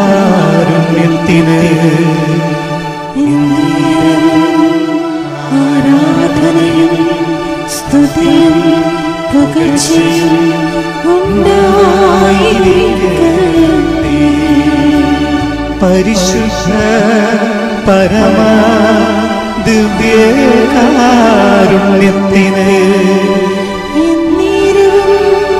ആരാധനയും സ്തുതിയും പുകഴ്ചയും ഉണ്ടായിരിക്കട്ടെ.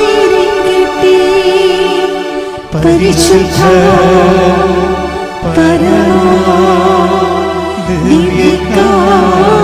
ദിവ്യകാരുണ്യത്തിന് എന്നേരവും ആരാധനയും സ്തുതിയും പുകഴ്ചയും